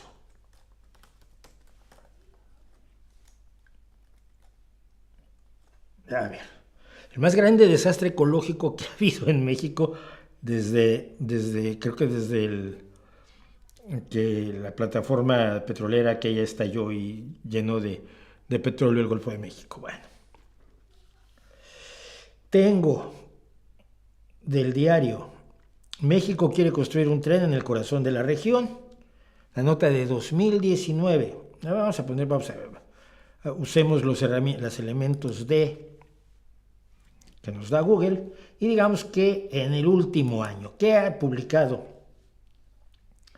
el diario sobre el Tren Maya, el desastre ecológico que se está armando y por supuesto el escándalo de que los hijos del presidente estén metidos en el negocio del balasto? Y no solo estén metidos en el negocio del balasto, sino que los amigos de ellos que están llevando el negocio del balasto se ríen de que no están cumpliendo con la normativa, que ya cuando se descarrile el tren ya veremos. Pues tenemos que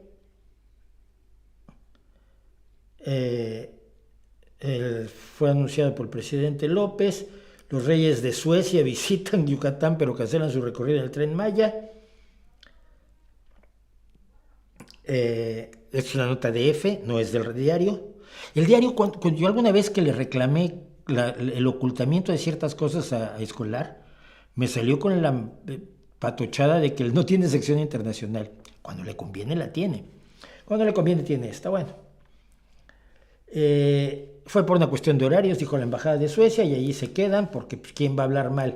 ¿Quién va a hablar mal? ¿Quién va a denunciar? Porque el país sí lo ha estado haciendo.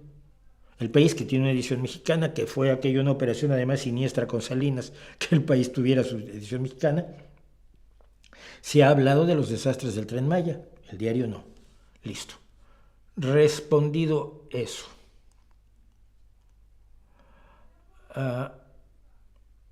No debería haber un organismo internacional independiente que sirva para garantizar el respeto a los derechos humanos. Pues sí, lo hay, pero es el alto comisionado de derechos humanos de la Organización de las Naciones Unidas. El problema es que todo eso es voluntario por parte de las naciones. Cuando las naciones están llevadas por gente decente y razonable, respetan las decisiones de la legislación internacional. Cuando no, se las pasan por las orcas caudinas y no pasa absolutamente nada. Por eso necesitamos organizaciones multinacionales, plurinacionales, como la Unión Europea, que tengan capacidad de decisión y capacidad de sanciones cuando no respetes la legislación que tú mismo votaste, que es lo que nunca ha tenido debidamente la Organización de las Naciones Unidas, aunque sí ha intervenido en muchos casos, en la mayoría bien y en algunos desastrosamente. ¿Qué opinas que bajaron la entrevista de Dina Finogénova con AMLO y su propaganda a favor de la 4T en el sitio La Base? No creo que la hayan bajado en el sitio La Base.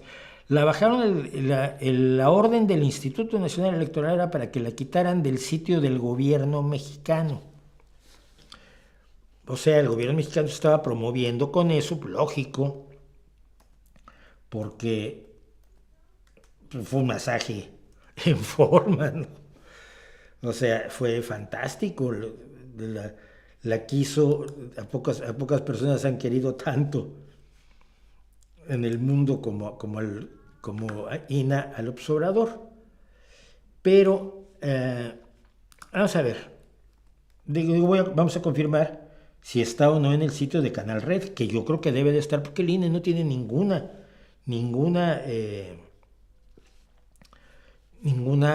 autoridad sobre un canal español. Entonces, pues buscamos AMLO y tenemos Ina Fino Genova con AMLO, ¿quién va por la final? Feria Sánchez, México hacia la... Bueno, parece que no está en la entrevista. Eso sí sería que el INE se lo pidió a YouTube, pero sería raro. Pero yo creo a ver, yo vi lo que aguantó mi pobre estómago, que no es mucho. No, aquí está. Con 31,000 visualizaciones, o sea, tengo yo más visualizaciones en algunos videos, pero aquí está. Monarquía española y crímenes de la conquista, conduce la visión del observador, entrevista a AMLO. Y así sucesivamente. Así que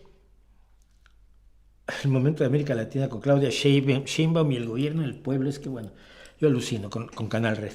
Pero sí está la entrevista, entonces no. Solo la quitaron porque el Instituto Nacional Electoral entiende, creo que con toda razón, vi el buen cacho de la entrevista, del masaje, entiende que es un programa, es un propaganda electoral para la candidatura de Morena, lógico.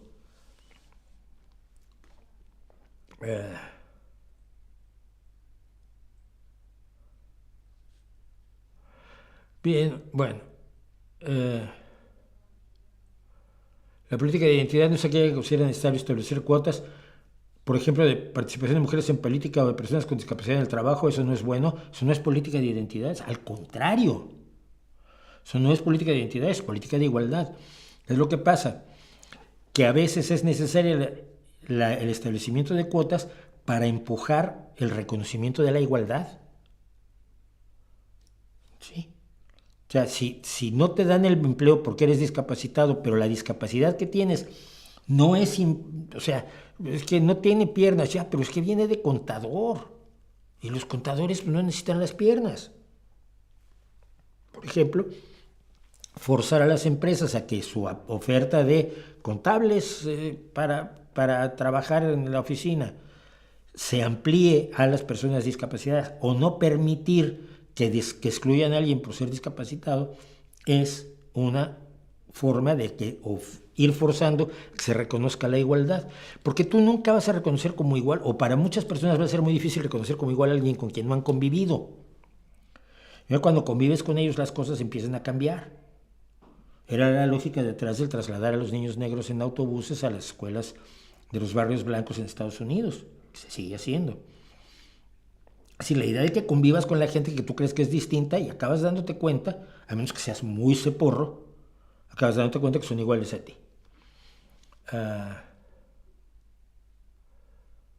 ¿Has vivido una experiencia paranormal? No. Algo que hasta hoy no le hayas podido encontrar explicación.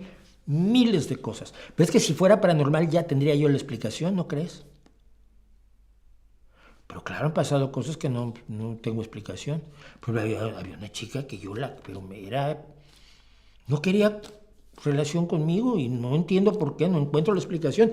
No creo que se le debe esto atribuir a nada paranormal, pero era inexplicable. La quería yo muchísimo, me gustaba un montón, le regalaba yo cositas, le hablaba bonito y no me explico por qué. Ni miraba para mí. Pues no es paranormal. Algo que no tiene explicación no es paranormal por definición. Si le das la explicación paranormal, ya tiene explicación. Si el objeto volador no identificado es una nave extraterrestre, ya no es no identificado. Es un objeto volador identificado. ¿Te das cuenta cuál es el truco aquí? Decir que algo a lo que no le encuentro explicación, le atribuyo una explicación que me guste porque es guay, paranormal. Bueno, tenemos un problema muy grave y es que cerré cerré mi ventana de canales y eso está muy mal. Un segundo, por favor. De escenas.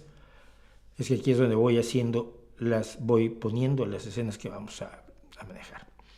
Quería contar esto porque me parece interesante y es el explicar qué es lo que está pasando contra TikTok en Estados Unidos. Porque he oído versiones de lo más raras del mundo, ¿no? TikTok es una realidad inevitable. Quieras que no, te aparecen vídeos de TikTok. En YouTube te aparecen vídeos de TikTok. En Instagram te aparecen vídeos de TikTok. En Facebook te aparecen vídeos de TikTok. Y luego tienes a toda la gente que viene conmigo y me dice: Mauricio, ¿por qué no pones un canal de TikTok? Pues no tengo tiempo. Si quieren hacer TikToks con fragmentos de lo que hago y ponerlos en TikTok, si los quieren hacer, yo los pongo en TikTok, porque tengo cuenta en TikTok que nunca he usado. Pero, ¿cuál es el lío de TikTok? Porque el pasado miércoles 13, la Cámara de Diputados, lo que llaman la Casa de Representantes, o el Congreso de los Representantes de Estados Unidos, aprobó un proyecto de ley que exige al desarrollador chino ByteDance que venda TikTok o lo saquen de las tiendas de aplicaciones de los Estados Unidos, fundamentalmente la Apple Store y no me acuerdo cómo se llama, la de Android, perdón, es que yo soy de Apple. Es la ley, además tiene el nombre de la Ley de Protección de los Estadounidenses contra las aplicaciones controladas por adversarios extranjeros. Es un nombrazo. Pero tuvo un apoyo de ambos partidos con 352 votos a favor y solo 65 en contra. Es decir, tanto republicanos como demócratas que no se han unido en nada en los últimos 3 o 4 mandatos estadounidenses, se unieron en esto.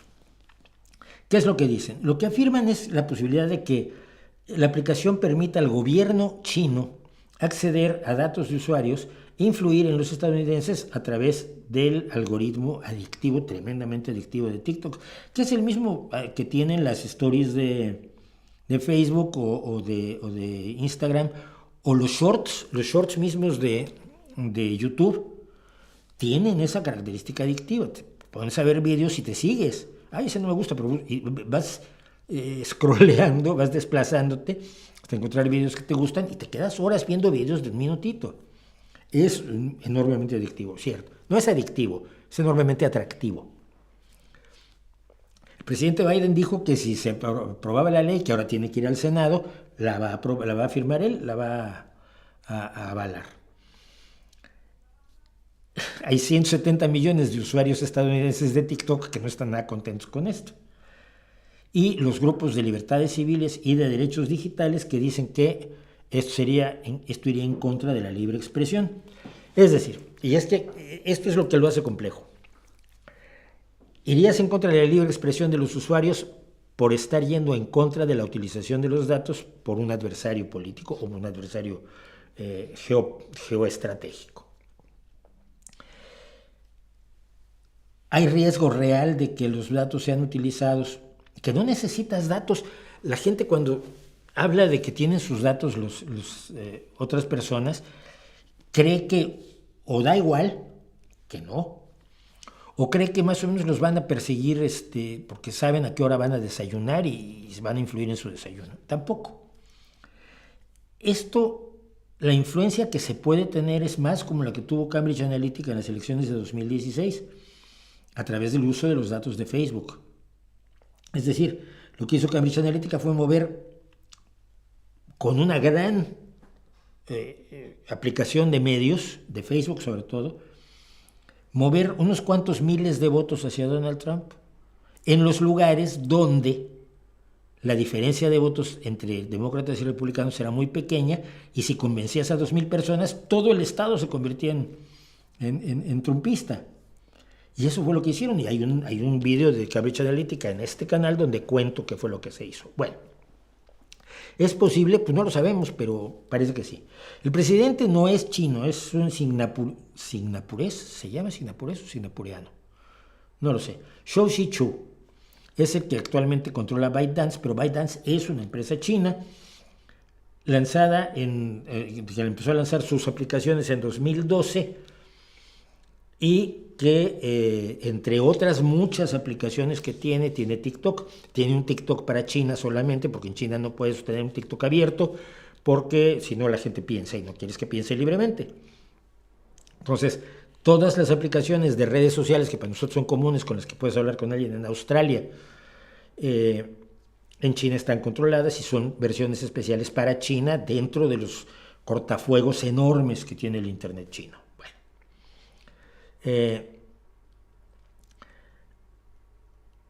por ejemplo, la primera aplicación que lanzó ByteDance se llamaba Nehando en sí, que es chistes profundos. Esto permitía a los usuarios circular bromas, chistes, memes y vídeos humorosos. Llegó a tener 200 millones de usuarios, 30 millones más que TikTok. Y en 2018 el gobierno chino ordenó cerrarla y se cerró. Oiga, tengo 200 millones de usuarios, se va a perder dinero. Cierren. Cierro. Es decir, la fuerza que tiene el gobierno chino, no hay mercado libre ni hay empresa libre en China, porque todo finalmente tiene detrás el control del gobierno chino. El gobierno chino no es dueño de ByteDance, sin embargo. 20% son inversionistas chinos, 60% son inversionistas a nivel mundial y los empleados tienen el 20%. ¿Okay? La composición pues del paquete accionario no está favoreciendo a China ni está favoreciendo menos al gobierno chino. Pero, en 2014 ByteDance estableció un comité interno del Partido Comunista Chino, cuyo secretario del comité es el vicepresidente de la compañía, Shang Fuping. Y según un informe que se entregó al Parlamento australiano, porque la preocupación está en todo el mundo con TikTok, Shang Fuping dijo que ByteDance debería transmitir la dirección política correcta, orientación de la opinión pública y orientación de valores en todos los negocios y líneas de productos que tenga. Lo cual, por supuesto, incluía TikTok. Tiene un comité del Partido Comunista Chino dentro de ByteDance, aunque no sean los dueños. ¿Ok? Contradictorio, problemático, sí problemático. En marzo del año pasado, el Departamento de Justicia de los Estados Unidos y el FBI abrieron una investigación después de que los empleados de ByteDance estuvieron siguiendo a periodistas para encontrar los orígenes de ciertas fugas de información internas. Como respuesta, ByteDance despidió a 4 de sus empleados. El peligro yo creo que es real. China nunca se ha caracterizado por permitir que sus empresarios hagan lo que se les dé la gana, como hacen los empresarios en otros lugares del mundo. Lo cual estaría bien hasta cierto punto, pero hasta cierto punto implica el control político, económico y de contenidos de todas las empresas chinas en todo el mundo. Lo cual es preocupante. Entonces, ¿es razonable pedirle a ByteDance que venda a Estados Unidos TikTok a inversionistas estadounidenses? Puede que sí o puede que no. Porque el que sean inversionistas estadounidenses no garantiza su ecuanimidad. Sí, por ejemplo, Twitter fue bastante ecuánime. Tenía muchos problemas cuando tenía Jack y todo esto, pero Twitter era bastante razonable. Lo compra Elon Musk, que de pronto se convierten en el verdadero basurero de la ultraderecha. Es una cosa impresionante. Impresionante la cantidad de basura de ultraderecha que te tira encima Twitter actualmente. Twitter, pues, con X. Facebook fue totalmente lábil a la intervención por parte de Cambridge Analytica. YouTube luego también me está poniendo demasiados vídeos de derecha profunda, tanto en shorts como en vídeos de buena longitud. Entonces no creo que sea una garantía para Estados Unidos, porque sí sea una garantía que lo compren accionistas estadounidenses, pero no sé si para el resto del mundo lo sea, pero tampoco es garantía que lo tengan que lo tenga una empresa que tiene un comité del Partido Comunista, del gobierno, del Partido Comunista Chino, dentro de su estructura organizativa. O sea, lo único que quiero decir con esto es que el asunto no es tan simple como lo ponen algunos. Es un asunto de libertad de expresión. Absolutamente, la libertad de expresión es fundamental, pero esto es libertad de expresión que está ocurriendo dentro de otro contexto en el cual el control es distinto. Y la libre expresión no es la libre expresión absoluta, esto siempre hay que recordarlo, y lo saben quienes ven este canal. Tú eres libre de expresarte absolutamente en tu canal. Si vienes a trolear al mío, te borro, te baneo. ¿Por qué? Pues soy libre de no oírte. No, tu libertad de expresión es mi obligación de darte plataforma. Es obligación del gobierno impedir que alguien te quite tu plataforma. Por ejemplo, tu canal. Pero en un espacio privado como es este canal, que es mi canal, por el que yo tengo un contrato con YouTube, puedo no tener a gente que no quiero tener y punto. Lo mismo pasa en todos los medios de comunicación. El juego entre los intereses del dueño o del que controla y los intereses de la verdadera libre expresión siempre están jugándose así, no hay absolutos. Y esto a muchas personas pues, les molesta horrorosamente, pues les encantaría. Pues que hubiera absolutos, sobre todo tratándose de algo como TikTok, que puedes decir lo que quieras. Y esto es lo más importante quizás. Puedes decir lo que quieras al respecto. Es divertido. Y hay gente talentosísima en TikTok y a veces se lo puede uno pasar de maravilla. Y han ocurrido cosas socialmente relevantes en TikTok. Me acuerdo, entre otros, del caso del chico que revivió el interés por los shanties, por la música de marineros en inglés, cuando hizo el shanty de The Wellerman. Y otros le pusieron voces y le pusieron instrumentos y fueron creando una labor colectiva musical maravillosa, espectacular, deliciosa, que es un placer oírla. Y ocurrió en TikTok. Yo creo que ahí tenemos que entender que las cosas tienen una complejidad razonablemente grande. Bueno, ¿qué más dicen? Tengo un amigo que tiene una opinión en contra de la diversidad de género porque según él la comunidad LGTBI llegan a incomodar con el tema de igualdad de género, se vuelven recurrentes con el tema. Pues sí, yo creo que sí, ¿no? Por ejemplo, los medios de comunicación eran recurrentes con que no había homosexuales en el mundo y no te presentaban la realidad de los homosexuales y esto a los otros les parecía recurrente, ¿no? Mira, ¿qué es lo que le parece recurrente? Que ahora hay personas gay y personajes gay en la ficción, porque no ves esa ficción. Es que es muy sencillo. Nadie te obliga. Pero lo que tú quieres es obligar a que las películas no tengan personajes de tono de piel oscuro, porque eso no te gusta. Y se te están imponiendo, no te lo están imponiendo. Tú pagas, o pagas la entrada al cine, o pagas tu cuota mensual en Netflix o en HBO Max o en Amazon o en donde sea, tú pagas para verlo. No tienes obligación de verlo. El que te moleste que aparezcan esos personajes, a mí se me hace raro, se me hace un poco como, ¿por qué? ¿Qué tan mal tienes que estar tú de la cabeza para que te moleste? ¿Te sientes agredido? ¿Por qué? Sí, está en la calle, está en todos lados, no pasa nada. No pasa nada. Ni te obligan a ser homosexual, ni te obligan a ser transexual, ni te obligan a que tus hijos lo sean. Porque nadie te puede obligar a cambiar tu orientación de género. Esto ya lo sabemos. Todos los intentos por curar a los homosexuales han sido un desastre. Todos los intentos por volver a otra persona homosexual también son un desastre. Piénsalo, si tú eres cis heterosexual, piensa por un momento que alguien te quiere convencer de que dejes de serlo para que te vuelvas homosexual. Te lo planteas y dices, ay, no, yo no quiero eso. Ellos tampoco quieren lo tuyo. No es posible cambiar eso que es algo que ocurre dentro de nuestras cabezas. No sabemos exactamente cómo, pero tenemos una identidad de género muy clara. Y nos gustan ciertas personas y no nos gustan otras personas para practicar el sexo. ¡Sorpresa! Pero a mí, que me gusta practicar el sexo con mujeres,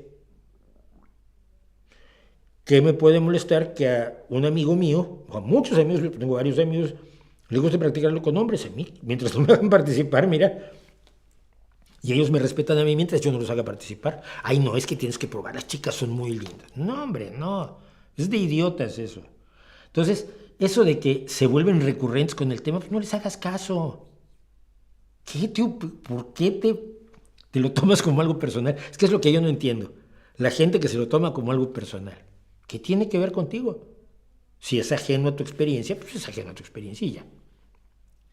La única propaganda que son capaces de presentar el PT y el Partido Verde es haberle dado votos a López Obrador. Pues sí, pues son agencias de colocaciones, no son partidos.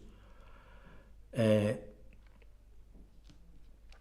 podemos hacer los izquierdistas de a pie para evitar el avance de la ultraderecha? Pues primero que nada, hablar, denunciar a la ultraderecha y hablar de lo que es la izquierda como proyecto. Yo invito, es que me dan ganas de volverlo a hacer ese video.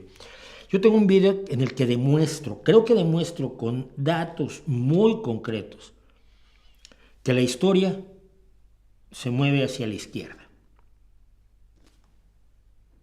Es decir, tú puedes ser todo de la derecha que quieras, mira, sí, muy bien, pero la historia va hacia más derechos para más personas, hacia más igualdad para más grupos o formas de ser de la gente, para más distribución de la riqueza, para acabar con la pobreza, más dignidad y más posibilidades de tener una justicia adecuada aunque no tengas dinero para comprarla. Que hay excepciones, que no es perfecto, no, pero la tendencia general de la historia es a eso. El mundo del siglo XVIII y el mundo del siglo XIX son distintos, porque hay más derechos, porque hay menor pobreza, porque hay más igualdad, porque hay más justicia. Y el 19 es distinto del 20, exactamente por eso mismo. Y el 20 es distinto del 21 exactamente por eso mismo, porque ahora miramos mal a los racistas o a los homófobos. Cuando a mí en los años 60, 70, pues me enseñaron a reírme de los chistes de homosexuales, jajaja, pues mira tú.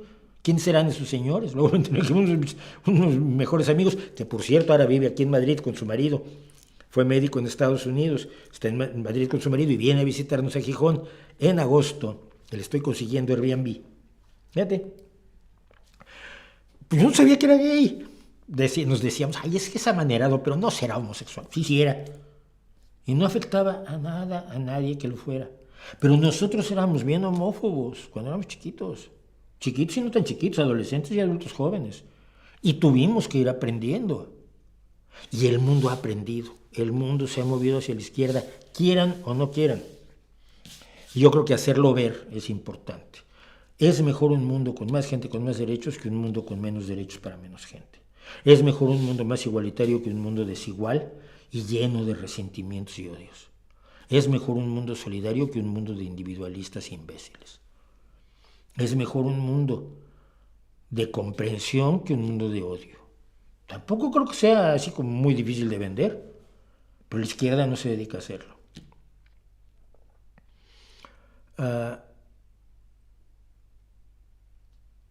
Una persona puede ser espiritual y a la vez buscar la verdad en la ciencia. Desligarlo uno del otro es una burda minimización del ser humano, dice Alan.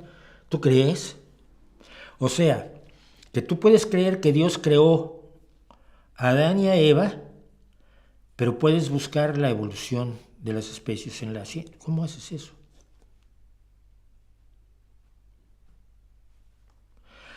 Si por espiritual quieres decir emocional, subjetivo y emotivo, todos lo somos.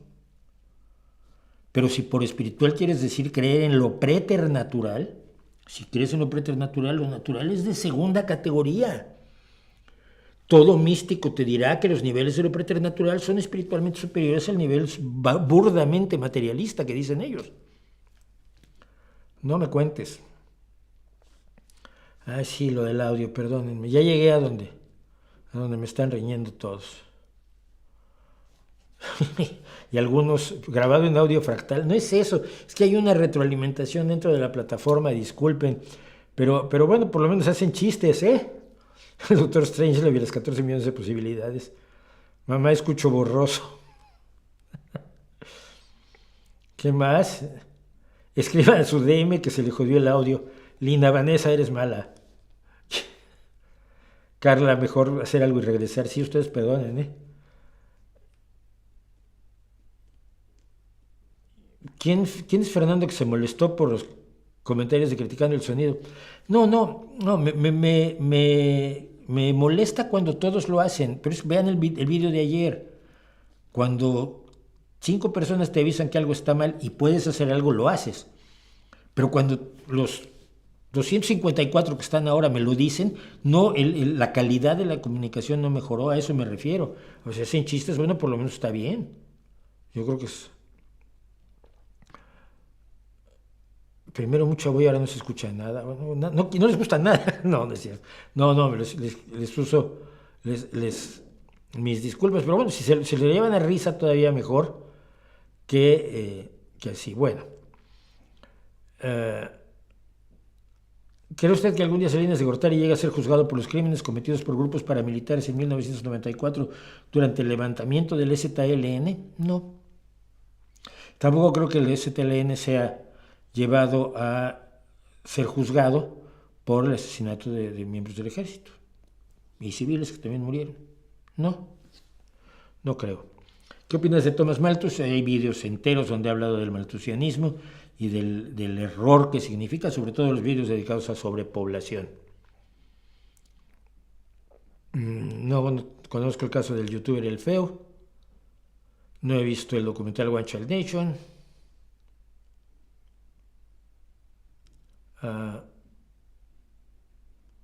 Juan Carlos Madero de Podemos, su relación con el mercado negro del petróleo, y ahora es asesor de Obrador. No sé su relación con el mercado negro del petróleo, pero sí sé que es asesor de Obrador, por supuesto.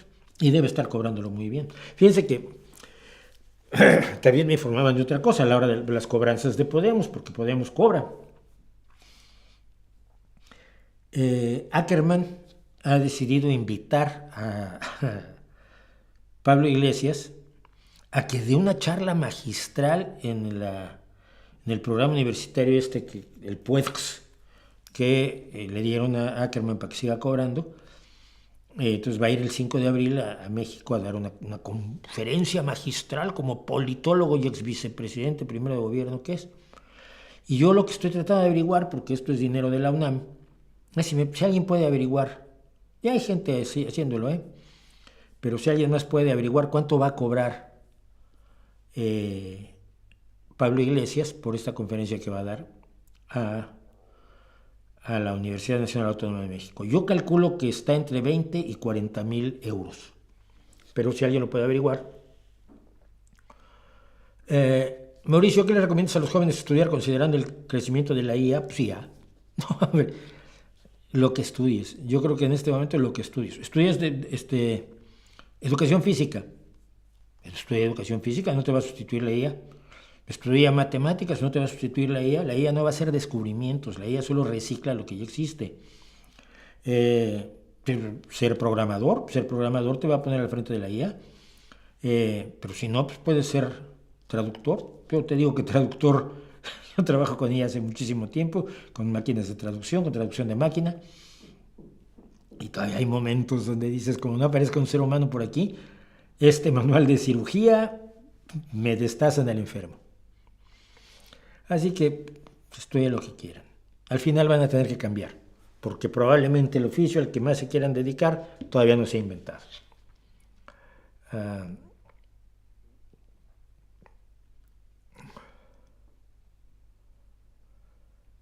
¿Crees que la humanidad algún día logre la teletransportación estilo Star Trek? No lo creo porque la teletransportación implicaría mover las partículas de donde están a otro lado. Y mover las partículas y reorganizarlas tiene problemas. Entonces, en realidad lo que se hacía era reconstruir, lo que proponía la teleportación de Star Trek, si mal no recuerdo, era la reconstrucción de la persona con la misma información, pero con otras moléculas que hubiera en el ambiente. La pregunta es, ¿la persona que es reconstruida o que lanzas sus partículas y las reordenas, es la misma persona? ¿O es distinta? Desde un punto de vista molecular es totalmente nueva. No es la misma persona. Es como cuando te dicen, ¿puedes cargar tu conciencia en un ordenador, cosa que no estamos, vamos, estamos más cerca de volar agitando los brazos que de lograr eso, ¿no? Que el sueño de los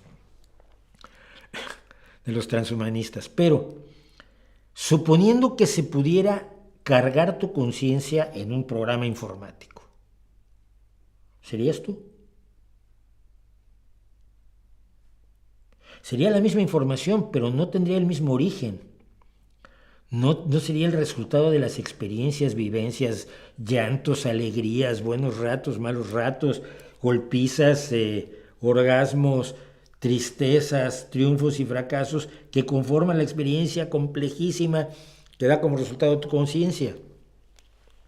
El hecho de que esté subida a un ordenador, un computador, una computadora, ya no la hace tú, ya no eres tú.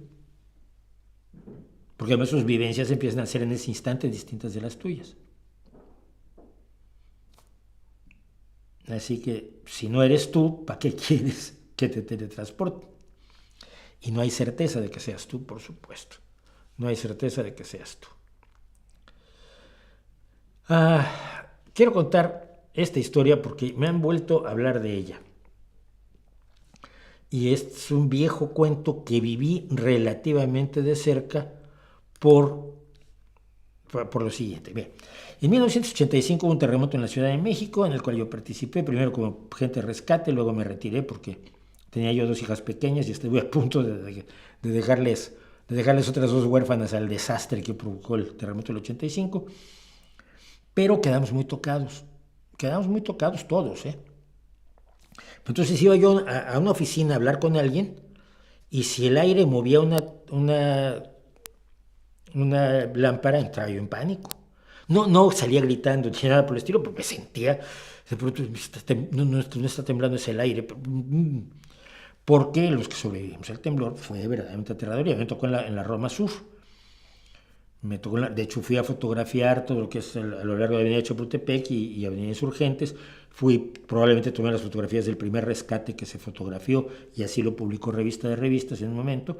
Y luego fui a dejar la cámara para ayudar primero en rescate y luego en logística. Pero quedamos tocados, quedamos con miedo. Y luego mi edificio tenía la característica de que cuando pasaba un autobús, por la tierra misma, porque ahí está, 40 años después, ahí está el edificio, pero hacía, entonces cada vez que pasaba un autobús sentías como que volvía a empezar el temblor, ¿no? Y entonces me las organicé para irme a vivir a Querétaro, trabajando en 2 cosas con el gobierno de Querétaro. Trabajaba en una librería que pusieron en la plaza Corregidora, y luego estuve en la radio de Querétaro, en la radio del gobierno de Querétaro, donde hice cosas maravillosas, como el primer programa exclusivamente dedicado al rock en español que creo que hubo, que era Tiempo de Híbridos, en memoria, por supuesto, de Rodrigo. Hice programas de divulgación científica preciosos, hice radionovelas, hice programas sobre la historia de Querétaro, hacía de obispo de una radionovela, en fin, me la pasé muy bien. Pero en aquellos años, precisamente, hacia 1900, yo me identifiqué mucho con Querétaro, y luego en estuve ahí en 86 y regresé en el 89. Y en el 91 se empezó a hablar de que allí en Querétaro, que yo seguía visitando, y San Juan del Río, que lo visitaba mucho, un señor dijo que tenía un pozo cuya agua había curado a sus reses. Un pozo profundo que tenía en su rancho. ¿Cómo sabía que el agua era lo que los había curado? Ahí empezamos a tener problemas, ¿verdad? Porque no lo sabes. O sea, te lo inventas. Se hayan curado o no, da igual. El hecho de que tú digas, estos animales estaban enfermos, pasaron un montón de cosas y bebieron agua de allí, y fue el agua la que los curó, tiene de observación científica lo que yo tengo de jugador más valioso de la NBA. Pero soltó el bulo, soltó el cuento y promovió que se dijera en los periódicos y que saliera en la radio, y los reporteros más tontos de México pues lo retomaron. Y empezó a ir gente a tomar el agua, y el rancho se llamaba el Rancho Tlacote, en Querétaro.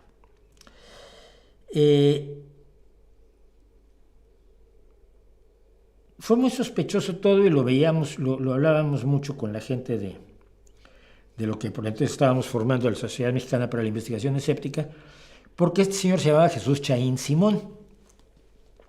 Y Jesús Chaín, junto con su hermano, formó el grupo de los hermanos Chaín.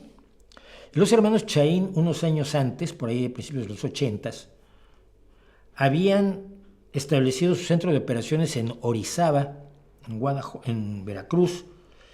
No sé si en Orizaba, pero sí en el estado de Veracruz. Y habían informado que habían encontrado la curación para el cáncer.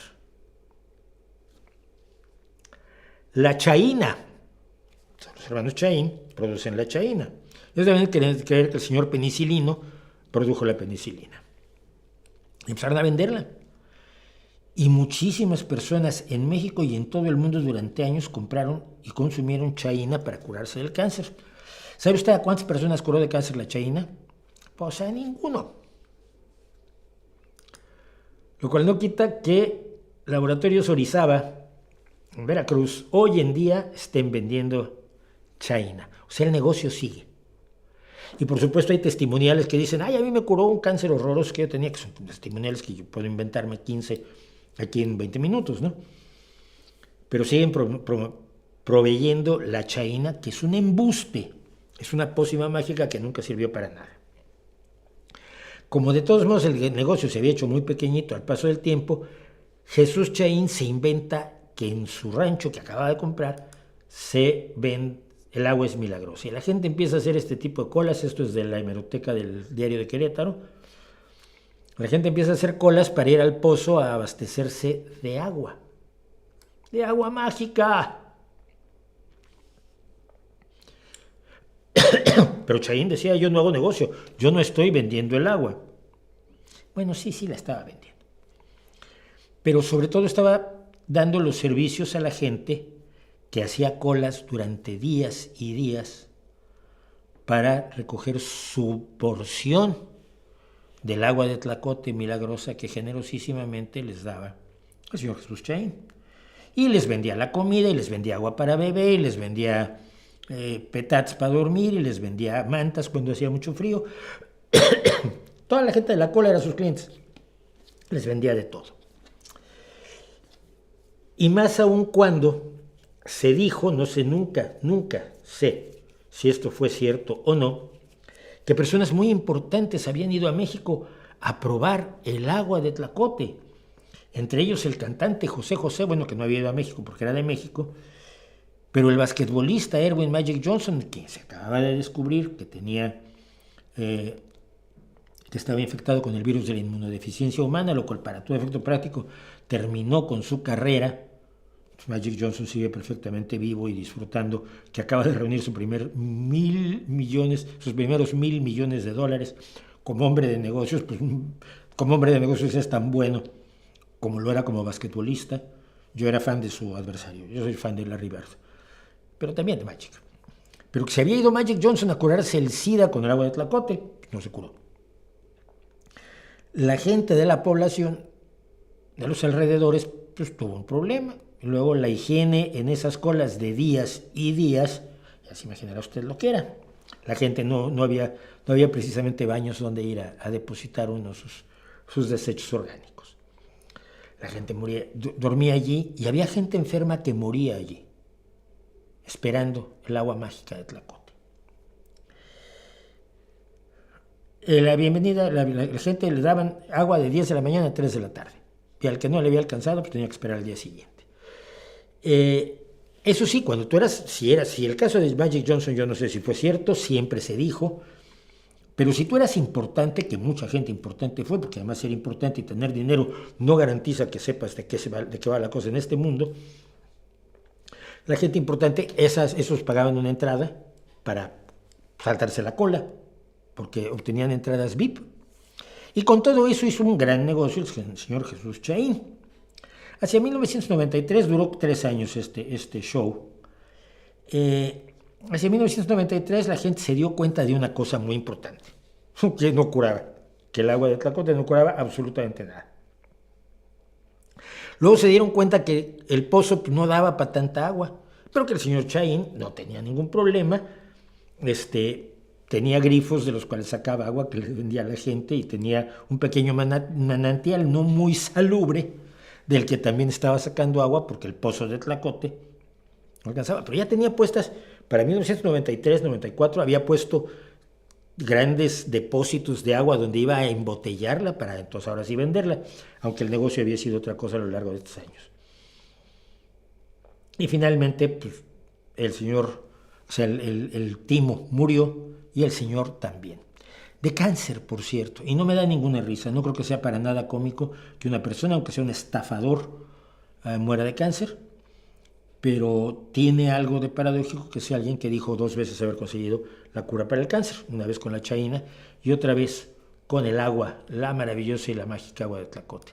Que esta basura se siga vendiendo y la siga proveyendo gente, me da una enorme preocupación, porque todas las curas mágicas que usted se imagine, todos los bienes naturales, tienen un ciclo comercial. ¿Se acuerdan cuando la sábila era lo mejor del mundo? No, pero acuérdate cuando el aloe vera era lo mejor del mundo. No, pero cuando la uña de gato era la que curaba todo. No, pero cuando el agua de Tlacote lo curaba todo. Y es una y otra vez incidir en la ignorancia de la gente y explotarla vilmente. La ignorancia se combate con información, pero la ignorancia es de lo que viven estas personas. Entonces, pues me preguntaron varias personas sobre el agua de Tlacote y esta es la historia. La historia vil del agua de Tlacote, de los hermanos Chaín, de Jesús Chaín Simón, de su engaño a cientos y miles de personas honradas, muchas de las cuales se dejaron la vida allí, pero ¿quién habla por ellos? ¿Quién era tu amigo costarricense que era escritor? Alfredo Cardona Peña. Alfredo Cardona Peña era un gran cuentista, punto 1. Punto 2. Era el guionista de Fantomas, ese cómic mexicano que a mí me parece uno de los grandes logros del cómic mexicano. Con otros, había un montón de gente ahí que se divertía en la editorial Novaro haciendo esos guiones. Yo lo conocí cuando ya no hacían Fantomas, incluso. Yo lo conocí cuando yo entré al Nacional, por recomendación del papá de mi novia, que era un poeta muy importante. Entré a hacer entrevistas de ciencia ficción primero, entrevistas de literatura de ciencia ficción en el Nacional. Y empecé a entrevistar a los pocos 4 gatos que escribían ciencia ficción en aquel momento en México. Estaba Manuel Orbierer, que en aquel entonces era una persona más tratable, René Rebetés, el colombiano que vivía en México, Juan José Arreola, Agustín Cortés Gaviño, 4 o 5 así había. Yo rápidamente empecé a entrevistar gente que hacía ciencia ficción en México, que eran bien poquitos. Luego ya, cuando nos lanzamos, ya éramos un montón. Y luego empecé a hacer otro tipo de entrevistas y otro tipo de artículos para el Nacional, y fue como empecé mi carrera periodística, porque del Nacional pasé al Excelsior, por medio de otro grande, que fue el maestro Edmundo Valadez. Pero la historia es la siguiente: el Nacional pagaba, mi entrevista salía los jueves, yo entregaba el martes, y la entrevista salía los jueves. Y el sábado pagaba el Nacional, y el Nacional pagaba en efectivo. Entonces tú te ponías a la cola, llevabas tu credencial, ay, Mauricio, así te debemos 30 pesos por no me acuerdo cuándo era, por tu colaboración del jueves, y llevabas tu dinerito. Entonces todos los de la Cultural, que siempre hemos sido muy gregarios, los de las páginas culturales, pues nos íbamos juntos a una cantina. Esa cantina era el Golfo de México, estaba frente a la Alameda, 3 calles de donde estaba el Nacional. Y allí conocí al maestro Alfredo Cardona Peña, que de alguna manera era el jefe de la tribu. Era el respetado, era el que se sentaba en la cabecera y era el que de pronto decía: concurso de cuento corto, tienen 5 minutos, no más de 4 líneas, y el que gane, que lo voy a decidir yo, no paga sus copas hoy y los pagamos entre todos los demás. Y a todos nos parecía magnífica la idea. Y hacíamos nuestro cuento corto y el maestro Cardona Peña decidía.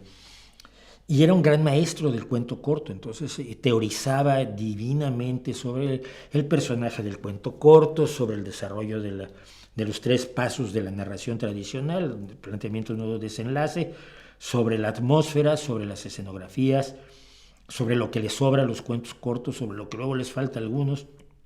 Era un gusto oírlo. Era un gusto oírlo porque tenía un sentido de la narrativa altamente desarrollado. Pero era un compañero más, tampoco era, ¡ay, el maestro! No.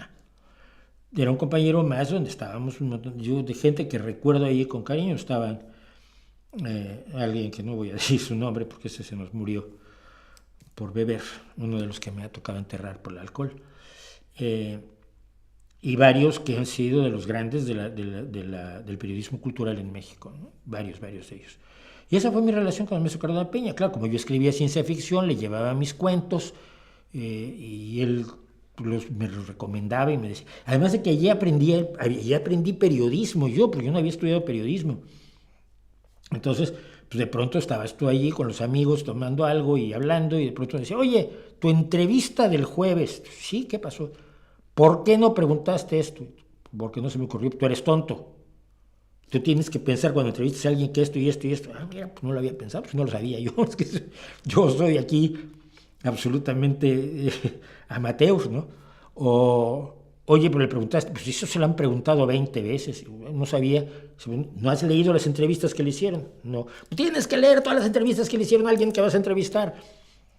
Porque si no vas a hacer lo que hacen muchos y en la televisión. En la radio y en la televisión lo estoy oyendo constantemente. A The Warning. Le preguntan lo mismo todo el tiempo. Las chicas ya podrían traer una grabadora y no soltarles las respuestas. No, ves las entrevistas que se les han hecho a los entrevistados y entonces haces preguntas originales que lo hagan interesante. Yo me acuerdo que esto lo hizo mi jefe en Revista de Revistas, Enrique Lubet, cuando entrevistó a Borges. Y el momento en que Borges, además políticamente, era muy incómodo, porque le había dado la mano a Pinochet y tal y cual. Y entonces llegó Enrique Lubet a entrevistar a Borges y le dijo, maestro, ¿qué le parece si hablamos de literatura?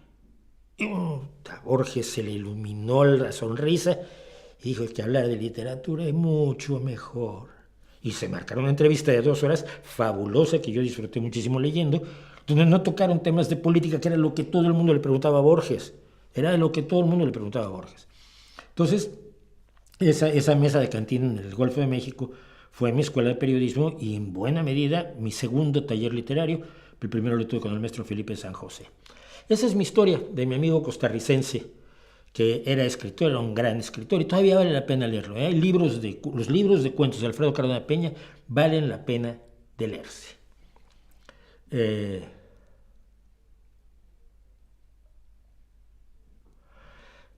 Mueres aquí, revives allí, y si la máquina falla y no mueres aquí, y si la máquina falla y no revives allí, ese es el problema. Sí, fíjate, me estaba acordando de ese Ley del Bosque, nos cuenta de un capítulo de Star Trek donde el capitán Kirk tuvo un problema con la teletransportación y se creó una copia malvada, que es una versión del gemelo malvado, que es un tópico muy común en la televisión estadounidense, sobre todo el gemelo malvado. En las telenovelas lo usaban mucho. Así que sí apareció la copia malvada que lo hubo que destruir. El alma es responsable de la conciencia en la teletransportación. El alma no existe.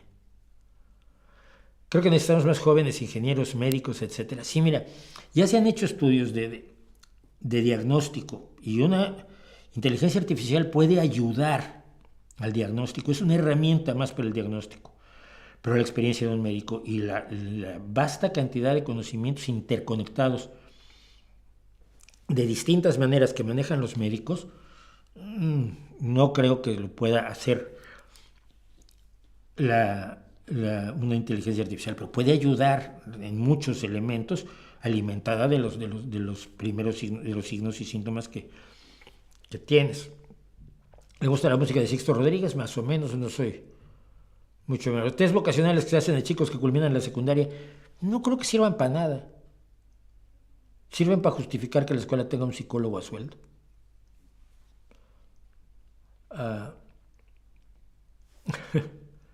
Tepescohuite también fue otro producto milagro que no solo era inútil, sino hasta dañino. A ver, ahí tenemos un problema más. Mira, yo estaba en Revista de Revistas el año anterior al terremoto del 85, en 1984, cuando explotó la gasera de San Juanico, en la Ciudad de México, o en el Estado de México. No me acuerdo, pero Esa explosión es una explosión de una gasera, de un lugar que tenía depósitos de gas en medio de una zona habitada, cosa para la cual se necesita ser muy listo, muy listo.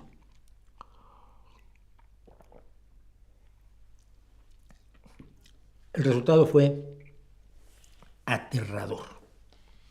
Precisamente en el 85 estábamos preparando el número de aniversario de San Juanico cuando nos pidió el temblor, porque San Juanico fue el 19 de septiembre de 1984 y esto fue en 1985. Bueno, y la explosión del gas provocó quemaduras a cientos, si no es que miles de personas en toda la periferia de aquellos depósitos de gas, y empezaron a usar tepescohuite. El tepescohuite es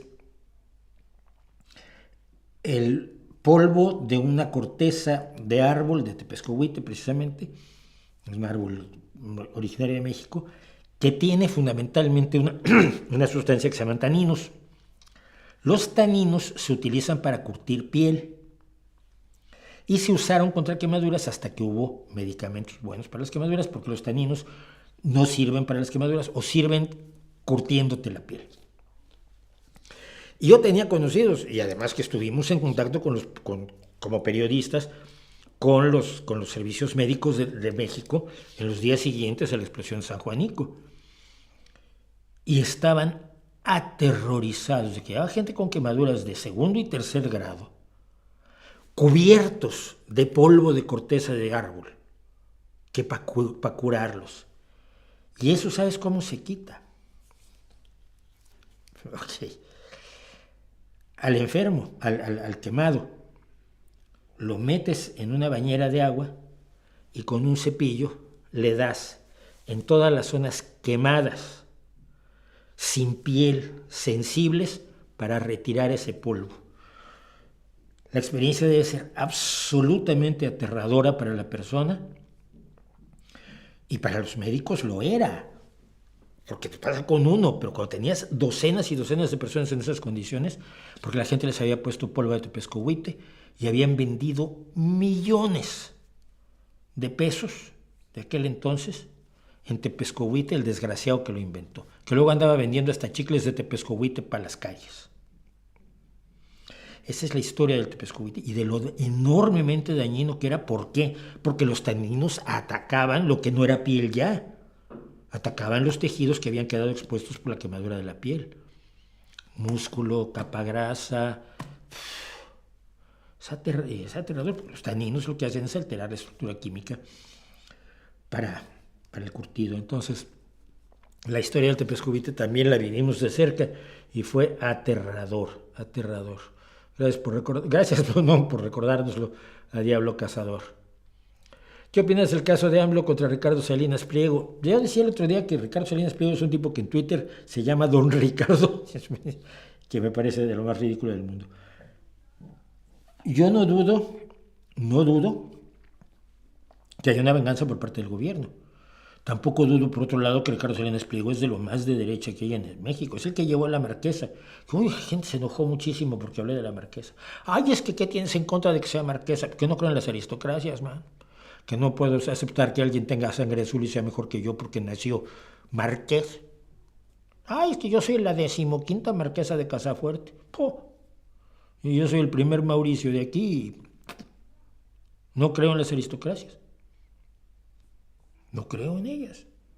Y creo que llevar a alguien porque es aristócrata nos lleva de regreso a recordar una cosa que les recomiendo muchísimo leer.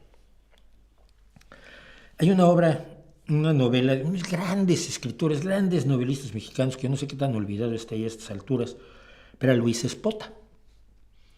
Luis Espota le gustaban dos cosas: el boxeo, fue alto comisionado de boxeo en México muchísimos años, y la literatura, aparte de ser periodista. Y él escribía un libro al año. Escribió una magnífica exalogía sobre cómo se transmitía el poder en México con el PRI, que se llama precisamente La costumbre del poder, y escribió un libro, una novela espectacular que se llama Casi el Paraíso. Y en Casi el Paraíso, esencialmente, no se les voy a spoilear del todo, en Casi el Paraíso, un personaje llega a México y decide fingirse noble italiano, un italiano, que era un italiano como hacen en Italia, ¿no? Que los fabrican en serie, hay un montón. Es uno de estos, medio pícaro y medio villano y medio ladrón, pues decide fingirse noble y se presenta con estas familias de nuevos ricos mexicanos. Siguen siendo iguales todos. En todo el mundo son iguales los nuevos ricos, ¿no? Son pobres con dinero. Y seduce a la hija y se va a casar con ella para que sea parte de la nobleza toda la familia. El papá, saben ustedes, pero vamos, pierde el culo de una manera espectacular todo lo que quiere este hombre, porque los va a emparentar con la nobleza italiana, que es nobleza de larga data.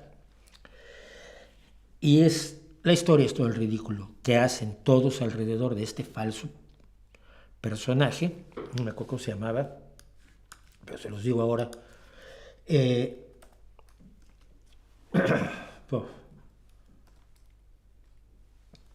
Casi el paraíso.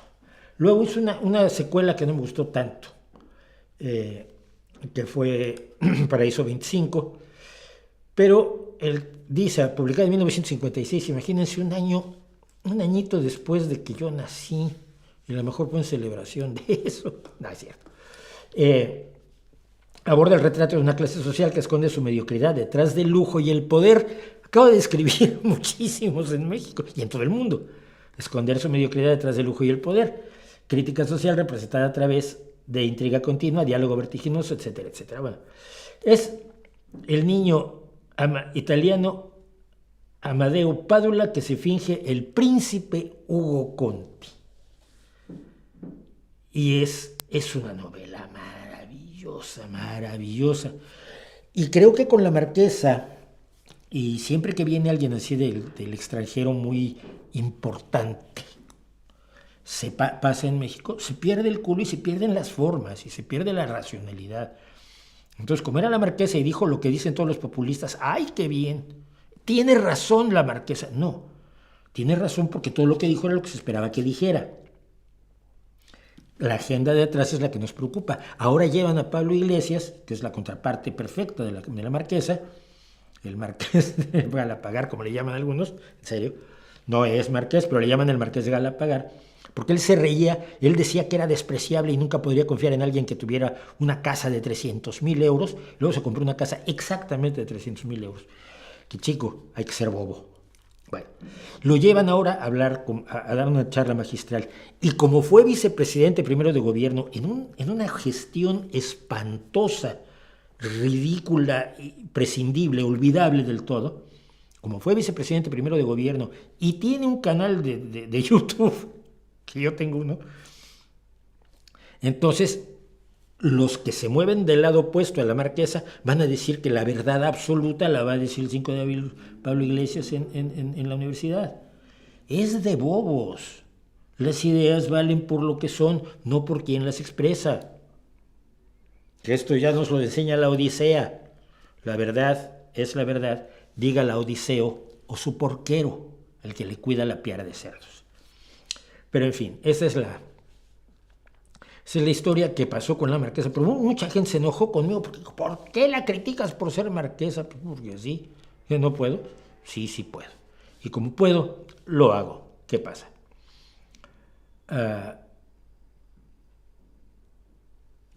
Bueno, se nos está acabando el tiempo y por contar una cosa más. Quiero contarles.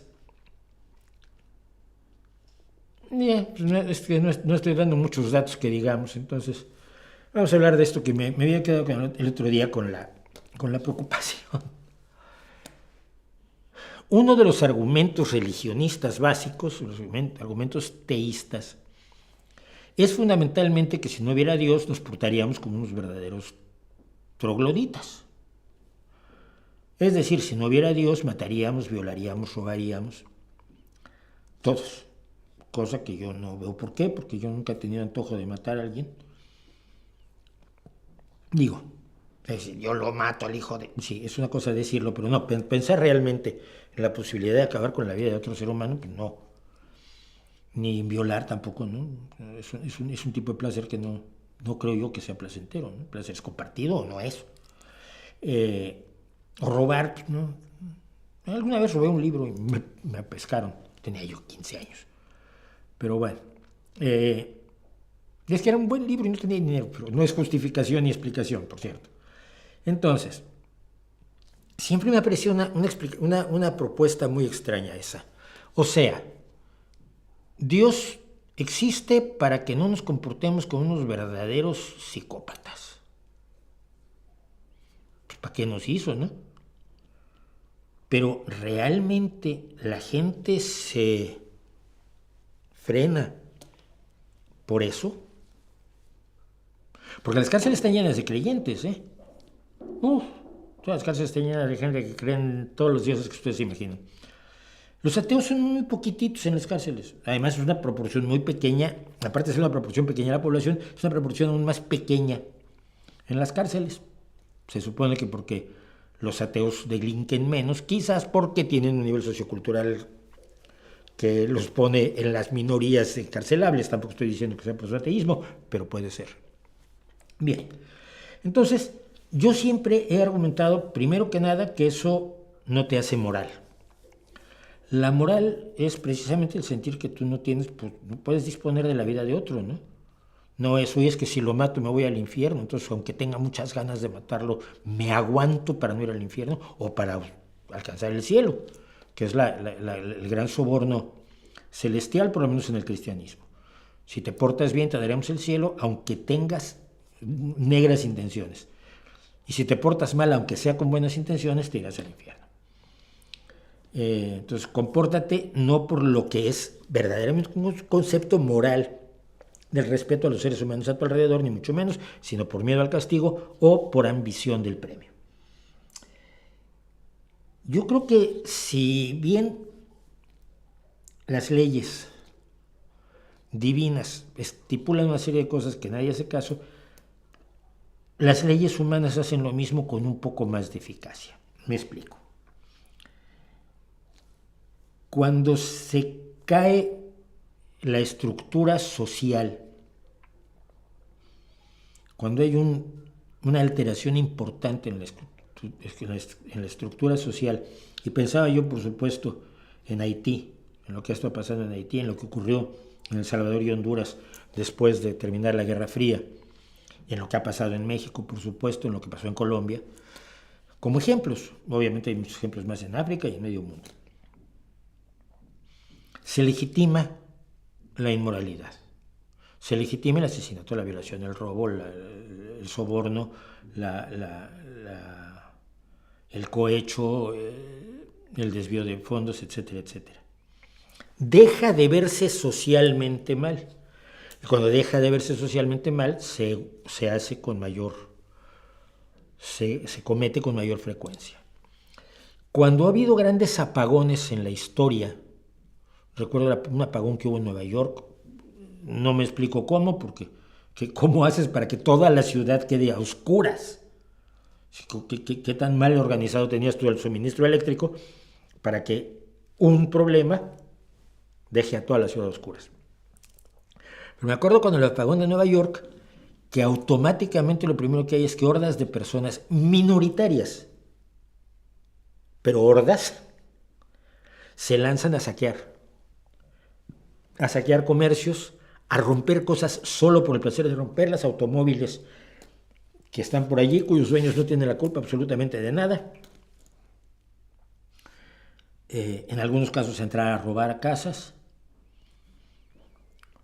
Es decir, la estructura social los mantenía a raya. La religión no. Porque el Dios seguía siendo el mismo cuando estaba la luz encendida en Quinta Avenida que cuando se apagó. Dios no se fue. Dice, ay, se apagó la luz, entonces yo me voy. No. La religiosidad de los posteriores saqueadores era la misma antes del apagón y después del apagón. Lo que los controlaba en todo caso, lo que impedía que saquearan comercios por la noche, Era evidentemente el miedo a que la policía los pescara. Y al final resulta que eso es mucho más efectivo, o parece ser mucho más efectivo, que el argumento teísta de es que Dios existe para que seamos morales. No, no parece haber evidencias de eso, pero sí parece haber evidencias de que es la reglamentación social, la organización social, la estructura de nuestra colectividad, la que nos impide en un momento dado hacer ciertas cosas que haríamos cuando se permiten. ¿Cuántos jóvenes campesinos salvadoreños o mexicanos se meterían a la delincuencia organizada si la delincuencia organizada no gozara de una alta impunidad? Porque muy pocos. Yo creo que conforme mayor impunidad goza la delincuencia, mayor es la cantidad de personas que se adscribe a ella, porque su impunidad derrota sus propios límites y fronteras morales. En México, de pronto me entero que la gente está mandando matar con sicarios a ciudadanos que no tienen nada que ver ni con la delincuencia organizada, ni con el narcotráfico, ni con la política, ni con nada. Es mucho más fácil hoy conseguir un sicario que por una cantidad además relativamente pequeña acabe con la vida de otra persona. Es lo que pasaba en Colombia también, con los sicarios, y lo que pasaba en El Salvador. ¿Y por qué no pasa en otros países? Porque la estructura social, lo mal visto que está ser sicario, ladrón, asesino, violador, etc., tiene un peso real, demostrable, medible sobre el comportamiento de la gente. Lo que impide que los que son proclives a ser unas bestias lo sean, en su mayoría, siempre hay una minoría que actuará como no debe, pero el freno que tienen aquellos que están dispuestos a ser unas bestias es la seriedad de la organización social, la coherencia de nuestras organizaciones sociales antes que la religión.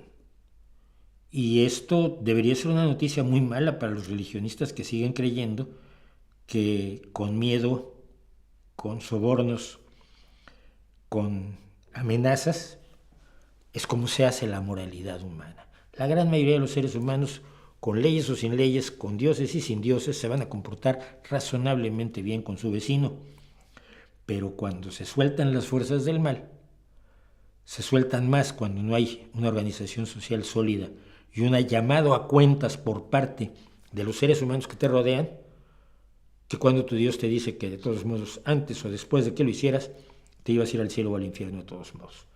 O por lo menos, eso quiero creer yo. Pablo Iglesias fue vicepresidente segundo, vicepresidente segundo, pero da igual. Es igual que si fuera el responsable de patinetes y orejeras, o sea, es que fue irrelevante. Es que es una vergüenza de verdad. Y es una vergüenza porque además luego, que era el primero que nada, pues su fortuna y su fama las hizo de la mano de Chávez, como alumno destacado del populismo de la CLAU. Ahí sí populista no puede decir que no es, porque se adscribía a las teorías populistas de la CLAU.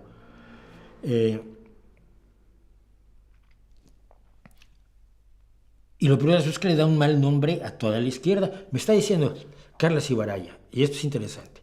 No dice nada certero Pablo Iglesias, yo creo que tienen muchas coincidencias. ¡Claro!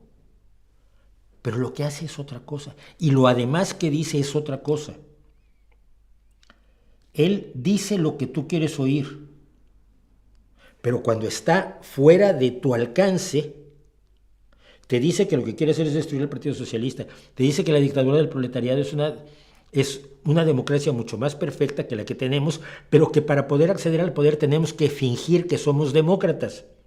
Y esto está en YouTube, busca la charla que le dio a Juventudes Comunistas de España, y allí les echó ese rollo. Y es cuando dice, bueno, pues que yo, minimizando la tragedia de las mujeres en Irán, dice, porque él ya tenía el negocio con Irán de hacer el programa Fort Apache para la televisión de Hispan TV en Irán. Y él decía, pues es que todo el mundo hace lo mismo y yo sí quiero el poder, no voy a dejar de hacerlo. Que no me gusta que las presentadoras tengan que usar un pañuelo en el mismo canal, pues no me gusta, pero cabalgo mis contradicciones y hago un programa para los ayatolas. Y dices, tú no seas desgraciado. El problema no es que una presentadora tenga que usar un pañuelo para cubrirse el pelo. El problema es que están matando a las mujeres por adúlteras, por acusación de adulterio. El problema es que las están golpeando. El problema es que les están oprimiendo y les están quitando todos los derechos que tú dices que deben tener las mujeres aquí en España y que quieres que tenga tu mujer. Eso no es cabalgar una contradicción, eso es ser un hipócrita y un cínico del tamaño del mundo. Y lo dice, pero lo dice donde no lo oyes. Y cuando defiende de Juana Chaos como un prócer de la libre expresión, de Juana Chaos, un asesino etarra con 25 muertos en su conciencia, cuando defiende de Juana Chaos no lo estás oyendo. Y cuando dice que ETA fue la única que entendió la transición y que hizo bien, por tanto, en no dejar las armas, no lo estás oyendo. Él dice lo que quieres oír en el lugar donde lo estás oyendo. Igual que la Marquesa. Entonces, claro, suena de pronto como un socialdemócrata. Alguna vez tuvo el descaro de decir que era un pobre socialdemócrata. Suena como un socialdemócrata, pero el mundo que él se diseñaba y el mundo que defiende en Canal Red no es el mundo de los socialdemócratas. Claro que hay coincidencias. Tenemos supuestamente los mismos ideales, pero él tiene otros que no te cuenta y quiere conseguir los suyos por caminos que yo no estoy dispuesto a recorrer, como es la defensa de la lucha armada. Ahí tienes un buen ejemplo. Con esto terminamos y no los dejo con una sola idea. Sean buenos, pórtense bien, quiéranse mucho, quieran, como decía la canción, si no puedes estar con quien quieres, quiere a esa persona con la que estás. Love the one you're with. Pórtense bien, no cuesta generalmente trabajo y generalmente da buenos resultados, lo hace a uno ser mejor persona. Lean poesía, vean arte, acaricien a los perritos, díganle a las personas a su alrededor que las quieren y luchen por un mundo donde la igualdad, la justicia y la solidaridad sean cada vez más y no cada vez menos. Yo creo que ya lo podríamos dejar y ahí les dejo mi reputación para que la hagan pedazos.